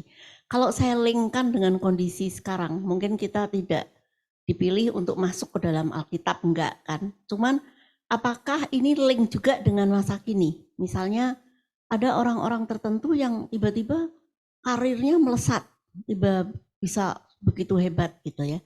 Mungkin saya punya teman yang berkali-kali dia tuh lolos terus, bagus terus. apakah ini misteri-misteri ini seperti ini? Itu saya kadang-kadang melingkan dengan kondisi yang ada di Alkitab. Jadi ada yang orang yang memang betul-betul sudah terpilih dan itu sudah menjadi hak prerogatif Tuhan ya. Jadi udah menjadi ini Tuhan. Tapi kalau dilingkan dengan sekarang, apakah memang demikian? Saya kadang bertanya gitu. Ada orang yang kerja keras tidak menjadi kaya, ada orang yang nyantai dan hidupnya berhasil. Tapi ya tentu harus percaya bahwa Tuhan yang semua yang memberikan. Terima kasih. Baik, terima kasih Bu Eni. Atau bahkan diekstrimkan gitu ya, ada orang yang nggak kerja keras, males-malesan, jahat, tapi untung mulu gitu ya. Dibandingkan orang yang udah kerja keras, taat ibadah, tapi kok kayak nggak kaya-kaya gitu ya, misalnya kayak gitu ya. Diekstrimkan. Nah, kalau menurut Ibu Bapak gimana? Dari pengalaman-pengalaman, merasa begitu? Kalau ngelihat orang yang ini kayaknya udah kerja keras nih gitu ya, tapi kok oh, berarti Pak Sinki di boleh Pak, sekali lanjut juga Pak.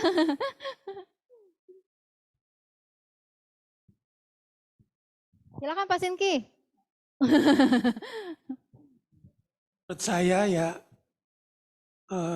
memang pada satu pihak Tuhan itu yang menentukan semuanya.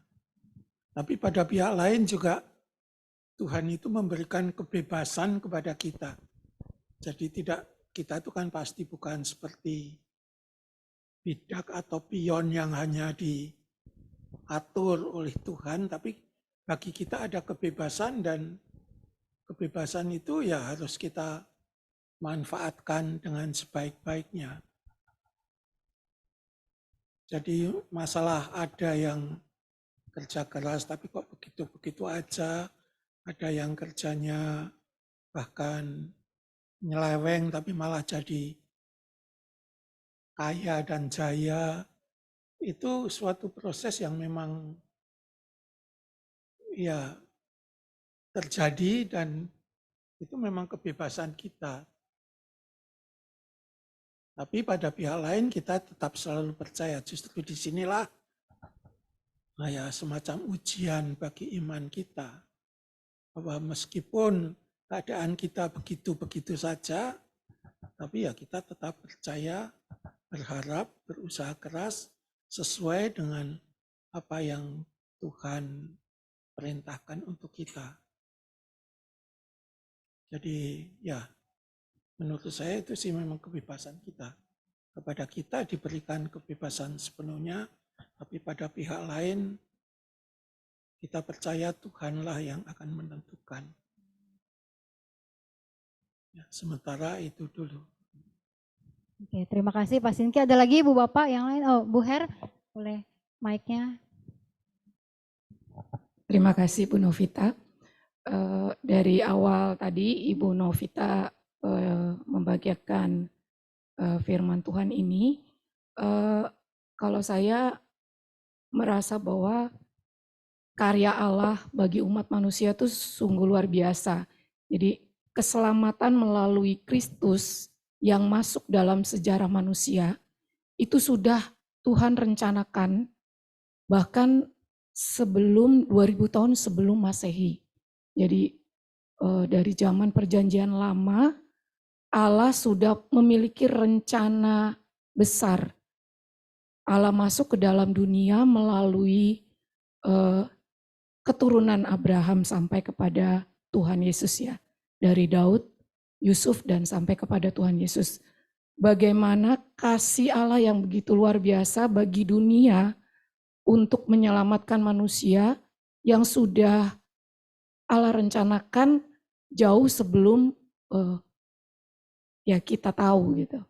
Dan sampai kapan nanti umat yang percaya kepada Tuhan tentunya juga akan diselamatkan. Jadi luar biasa kalau saya melihat seperti itu, Allah masuk ke dalam sejarah manusia melalui Kristus. Itu Bu, makasih. Terima kasih Bu Her. Dari Ibu Bapak yang lain ada? Ya, ya kalau mau menjawab, tadi Bu Eni katakan hidup ini misterius gitu ya. Bagi saya ya begitulah gitu ya, ada misteri ilahi. Wah, zaman dulu ada serialnya tuh ya, misteri ilahi gitu ya. Ya walaupun apa ya, serial itu kemudian bicaranya tentang sesuatu yang aneh-aneh gitu, tapi bahwa ya kalau bicara tentang kehidupan ini kan memang misteri gitu ya. Yang bisa kita lakukan adalah memohonkan hikmat Tuhan untuk memahami apa yang sebenarnya terjadi dalam proses kehidupan kita gitu. Dan kalau bicara tentang katakanlah sukses dan enggak sukses atau kaya atau miskin lah dalam hal itu gitu. Setiap orang kan sebenarnya punya berkat atau rezeki atau ya istilahnya gitu ya, ada berkatnya masing-masing dari Tuhan gitu ya. Hal-hal yang tidak dimiliki bukan berarti bahwa dia nggak punya berkat, tapi bahwa Tuhan memberikan berkat yang lain kepadanya, yang mungkin belum kelihatan sama kita gitu ya. Ya misal orang yang bekerja keras, nggak memiliki berkat uang misalnya gitu, udah kerja keras ya duitnya segitu-segitu aja gitu ya, nggak bisa beli rumah banyak gitu ya misalnya gitu ya. Ya berkat Tuhan datang kepadanya bukan dalam bentuk memang ya secara material seperti itu gitu. Tapi tentu ada berkat-berkat Tuhan lain yang dapat dinyatakan ya, bahwa dia punya sebuah kekuatan atau punya keluarga yang baik misalnya, atau dia punya talenta yang orang lain gak miliki, hal-hal yang seperti itu gitu ya. Tapi bahwa Tuhan memberikan kepada setiap orang hal-hal yang khusus gitu ya. Dan ya pasti ketika Tuhan memberikan sesuatu tujuannya adalah untuk kemudian menjadi berkat buat orang lain gitu ya. Ya sama seperti sejarah panggilan ini kan gitu. Bahwa bukan kemudian membuat apa ya, Abraham menjadi orang-orang eksklusif dan menutup kemudian keselamatan, itu kan yang kemudian kalau bicara tentang apa yang Tuhan Yesus ajarkan, itu yang Tuhan Yesus mau terus ingatkan bahwa keselamatan itu enggak eksklusif gitu. Tapi keselamatan itu terbuka, bahwa pilihan yang Tuhan lakukan adalah pilihan untuk kemudian menjadikan kita berkat buat orang lain gitu. Jadi ketika Tuhan memberikan berkat kepada kita untuk jadi berkat buat orang lain. Dan ketika Tuhan memberikan kepada kita hal yang berbeda gitu, hal yang enggak diberikan kepada kita, seperti Tuhan berikan kepada orang lain, Tuhan pasti akan, kalau kita lihat dan hitung-hitung, Tuhan memberikan kepada kita berkat dalam bentuk yang lain. Dan ya hidup ini memang kadang misteri ya, karena ya ada banyak hal yang terjadi, kita terbatas sebagai manusia untuk bisa memahami. Gitu ya. Baik, Ibu Bapak, ada ini lagi kah? Ya, baik. Mungkin ada lagi, kalau tidak saya mau menutup dengan akhir kata. Akhir kata.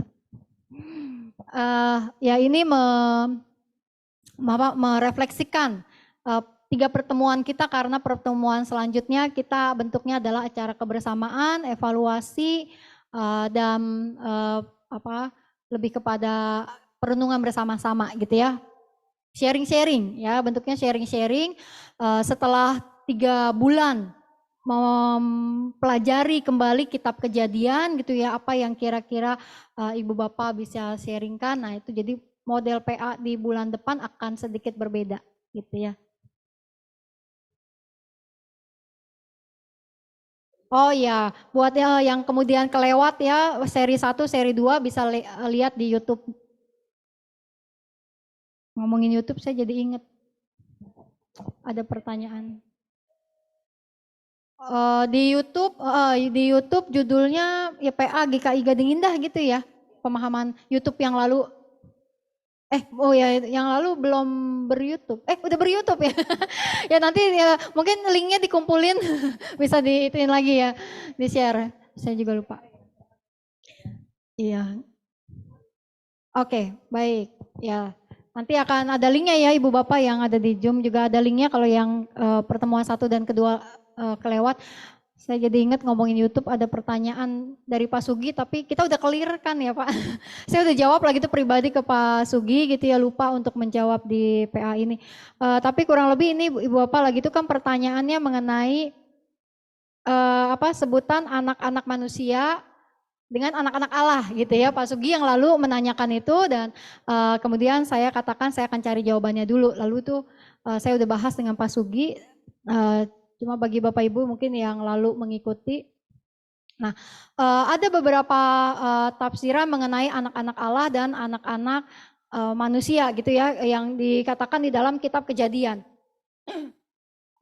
Ada tafsiran yang memang mengatakan bahwa anak-anak Allah itu adalah makhluk-makhluk ilahi. Ya, makhluk-makhluk ilahi dalam arti kemudian malaikat begitu, tapi kemudian malaikat yang jatuh ke bumi dan sebagainya gitu ya. Lalu kemudian anak-anak manusia ya memang yang keturunan Adam sebagai manusia begitu ya. Namun ada terjemahan lain dan ada tafsiran lain, dan ini yang saat ini saya sendiri hayati begitu ya. Berbicara tentang anak-anak manusia dan anak-anak Allah yang ada dalam kitab Kejadian, itu berbicara tentang bagaimana sejarah dari Adam kemudian itu diturunkan kepada anak-anaknya. Berapa anaknya? Anaknya Adam? 2, 3, banyak gitu ya. Kain, Habel, Set, dan anak-anak lain. Nah, Kain, Habel, dan Set. Kita tahu Habel mati dibunuh. Dan karena itu kalau bicara tentang Alkitab nggak ada tuh keturunannya Habel, ya, karena kan dia dibunuh. Nah, terus penafsiran yang mengatakan bahwa sebutan anak-anak Allah dan sebutan anak-anak manusia itu berbicara tentang keturunan dari Kain dan keturunan dari Set gitu ya. Bahwa ketika Kain melakukan pembunuhan terhadap Habel, maka Kain sedang mencemari keilahian gitu ya. Keilahian gitu, waris waris ciptaan yang diberikan. Dan karena itu sebutan anak-anak manusia mengacu kepada sebutan anak-anak dari keturunan Kain. Nah, tapi sebutan anak-anak Allah itu mengacu kepada keturunan Set. Karena dari keturunan Set itulah kemudian keturunan ya sampai ke Abraham itu terjadi ya. Yang lalu ya. Ini jadi intermezzo nih. Aduh, ini nggak bisa dimatiin. Oh gitu. Iya, jadi kalau bicara tentang Abraham gitu kan, Abraham tuh anaknya Terah gitu ya. Nah terus kalau ditelusurin tuh gitu ya, Nuh, terus Nuh itu keturunan dari Set tuh.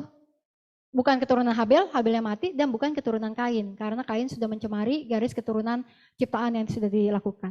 Maka dari Setlah kemudian keturunan manusia itu terjadi ya, sampai Nuh, Abraham, dan sebagainya begitu ya. Nah karena itu sebutan anak-anak Allah adalah untuk keturunan Kain. Ya masih mewariskan garis ciptaan begitu ya. Nah lalu kemudian setelah ketika peristiwa Nuh, air bah itu terjadi, maka sebutannya sudah berbeda. Semuanya disebut anak-anak manusia. Kenapa? Karena keturunan Set dan keturunan Kain, anak-anak manusia, anak-anak Allah dan anak manusia sudah bercampur. Jadi tidak lagi disebut sebagai anak-anak Allah oleh penulis Alkitab. Gitu ya, sebutannya begitu. Itu sih tafsiran yang saya dapati dari sebenarnya ada berbagai variasi tafsiran. Karena memang itu menjadi salah satu hal yang kontroversi, sama seperti istilah raksasa juga ya yang lalu kita bahas gitu ya, seperti itu Ibu Bapak ya. Nah akhir kata berbicara tentang serial kitab Kejadian ini gitu ya, kita melihat bahwa dalam kisah Kejadian diceritakan mengenai kisah penciptaan yang berbicara mengenai asal usul manusia secara universal ya. Kisah penciptaan itu, kisah Adam berbicara tentang kisah penghayatan manusia secara universal, bahwa semua manusia yang hidup di dunia ini diciptakan oleh Allah, begitu ya. Lalu kemudian berbicara tentang kisah mengenai Abraham gitu ya. Nah dari kisah Abraham itulah baru dimulai sebuah kisah pilihan yang Allah lakukan.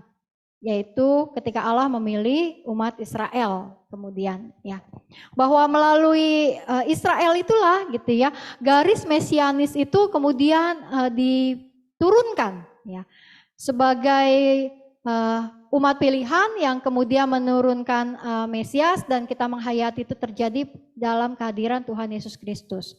Bahwa kehadiran garis mesianik ini, garis perjanjian ini terjadi karena Allah sedang berencana untuk memperbaiki manusia, ya, agar manusia punya janji keselamatan. Nah, Ulangan 7 ayat 9 tuh mengatakan bahwa Israel itu umat kepunyaan Allah, gitu ya. Dan demikian juga kalau kita melihat dari Galatia 3, Ibu Bapak, mari kita buka Galatia 3 ayat 28 dan 29.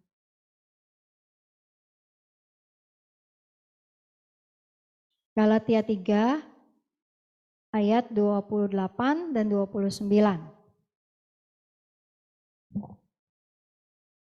Ya, ini adalah tulisan Rasul Paulus kepada jemaat di Galatia, dan jemaat Galatia adalah sebuah jemaat yang latar belakangnya bercampur, bukan semuanya orang Yahudi ya. Tapi lebih kepada banyak suku dan orang-orang Yunani gitu ya. Dalam Galatia pasalnya yang ketiga ayat 28 dan 29 Alkitab bilangnya, dalam hal ini tidak ada orang Yahudi atau orang Yunani, tidak ada hamba atau orang merdeka, tidak ada laki-laki atau perempuan, karena kamu semua adalah satu di dalam Kristus Yesus. Ayat 29-nya, lagi pula jikalau kamu milik Kristus, kamu adalah keturunan Abraham dan ahli waris menurut janji Allah. Ya, kita adalah orang-orang yang juga mewarisi janji keselamatan yang Allah berikan kepada Abraham, lalu kepada bangsa Israel, dan kepada dunia ini yang kita terima dalam keselamatan yang Yesus Kristus nyatakan. Kita adalah orang-orang yang mendapatkan yang menjadi ahli waris mendapatkan janji Allah itu.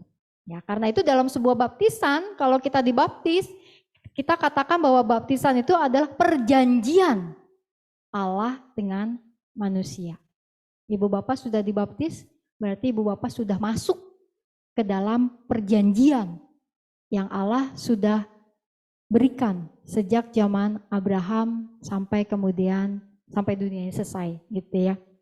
Bahwa kita adalah orang-orang yang ikut dalam perjanjian yang Allah nyatakan. Dan karena itu sebagai orang-orang yang menerima janji yang baru itu, gitu ya, sebuah janji yang kita terima di dalam Kristus Yesus, kiranya kita juga bisa mempertahankan, ya, menjaga, memelihara keselamatan yang sudah Tuhan berikan kepada kita. Kita umat pilihan yang dipilih Tuhan untuk suatu hari punya tanah perjanjian yang akan kita masuki dalam kekekalan, gitu ya. Dan kita adalah orang-orang yang dipilih oleh Tuhan menjadi bangsa yang besar dan menjadi berkat bagi banyak orang. Kiranya kita juga bisa menjalankan kehidupan kita menjadi berkat itu. Nah, itu Bapak, Ibu, Bapak, saudara-saudari, untuk malam hari ini kita ada nyanyi lagi atau doa.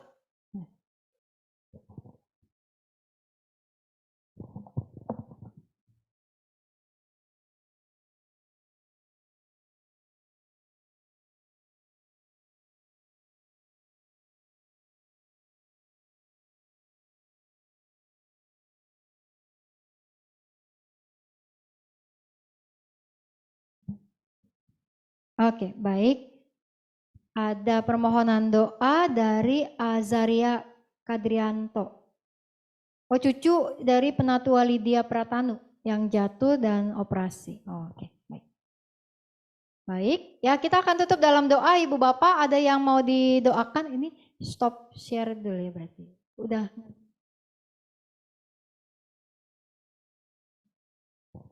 Tutup doa. Oke, baik. Ada yang lagi mau didoakan dari Ibu Bapak? Enggak ada? Baik, setelah doa nanti pengumuman dari Bu Natalia. Mari kita berdoa. Tuhan yang Maha Kasih, Tuhan yang memanggil kami untuk hidup dalam keselamatan yang Kau nyatakan.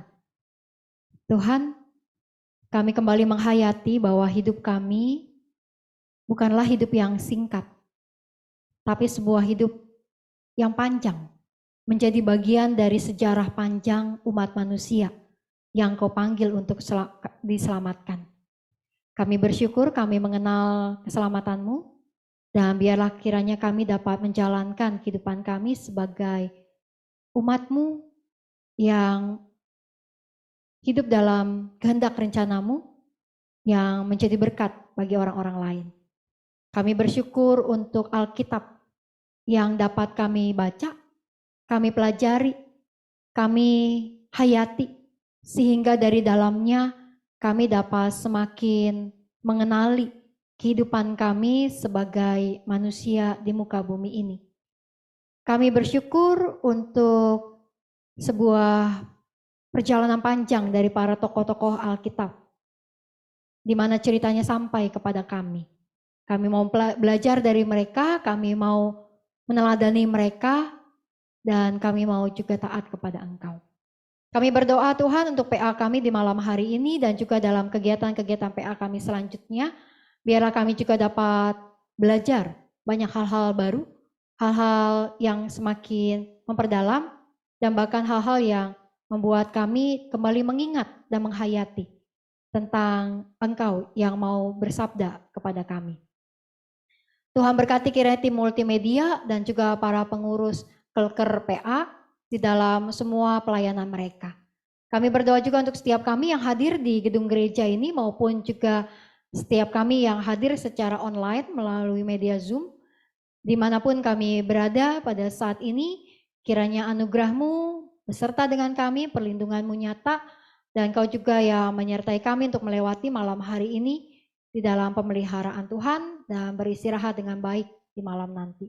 Kami berdoa Tuhan secara khusus untuk Azaria Kadrianto, cucu dari Ibu Lydia Pratanu yang tadi sore jatuh dan menjalankan operasi. Tuhan, kami bersyukur untuk proses operasi yang sudah berjalan selesai, walaupun cukup sulit dijalankan, tapi Engkau telah menolong para dokter, suster, dan juga setiap peralatan yang digunakan, sehingga semuanya membuat proses operasi berjalan dengan baik.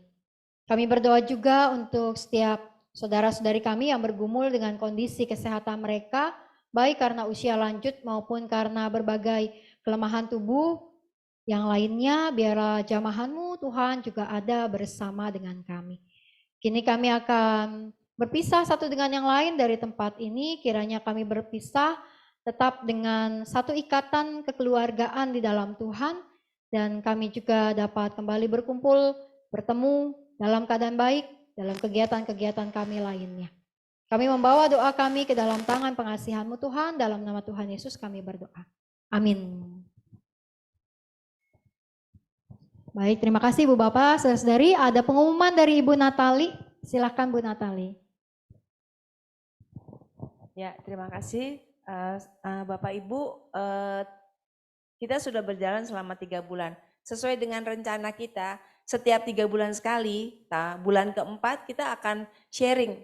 Kita akan kebersamaan, bukan hanya sekedar kebersamaan, tapi kita juga akan sharing, kita mengingat-ingat kembali apa yang sudah kita dapat dalam PA ini. Jadi saya harapkan yang semua yang online bisa hadir. Walaupun nanti PA berikutnya online lagi is okay, nggak apa-apa. Tapi di bulan keempat ini nanti Bu Tea yang akan mimpin kita dengan sharing dan acara-acaranya ya Bu Tea. Jadi saya harapkan sangat berharap sekali teman-teman yang online bisa hadir. Tetap tempatnya di sini dan kita akan bersama-sama berPA sharing ya Bu Tea ya. Lalu nanti di bulan Agustus kita akan seperti Bu Novi bilang, kita akan berbicara tentang Musa ya di Keluaran, pelajaran kita di Keluaran. Itu saja, sampai bertemu kembali di bulan depan. Silakan yang di online tidak bisa makan pastel dan burjo. Yang di sini saja. Selamat malam dan terima kasih.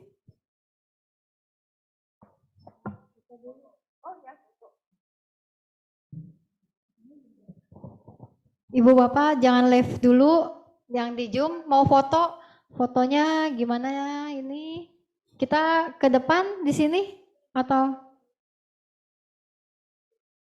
yang di sini? Oh di zoom dulu. Oh yang di zoom foto ibu bapak boleh di zoom, boleh buka kameranya akan difoto.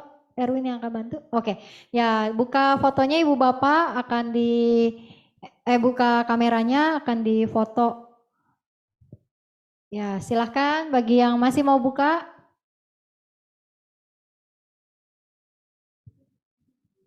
Halo Bu Sur, Pak Tikno, Bu Liliana, Bu Tuti, Bu Tea, Bu Mir.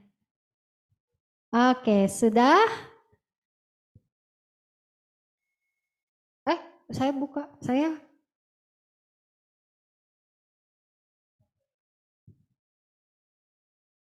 Ngadepnya ke mana? Ke situ. Enggak, yang di zoom dulu ya? Zoom dulu di screenshot ya? Dari Erwin ya? Udah? Siap? 1, 2, 3. Oke, sudah selesai yang di Zoom. Bapak, selamat malam. Dadah. Dadahnya di kamera Ibu Bapak yang ada di sini kalau mau dadah-dadah, dadahnya di kamera. Nah, dadahnya di kamera. Dadah semua, kami mau makan burjo. Nah, di sini foto.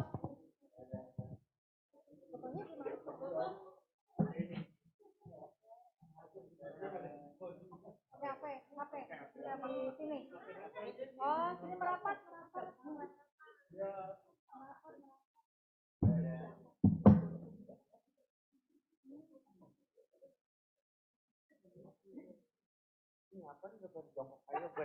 Hati-hati bentuk.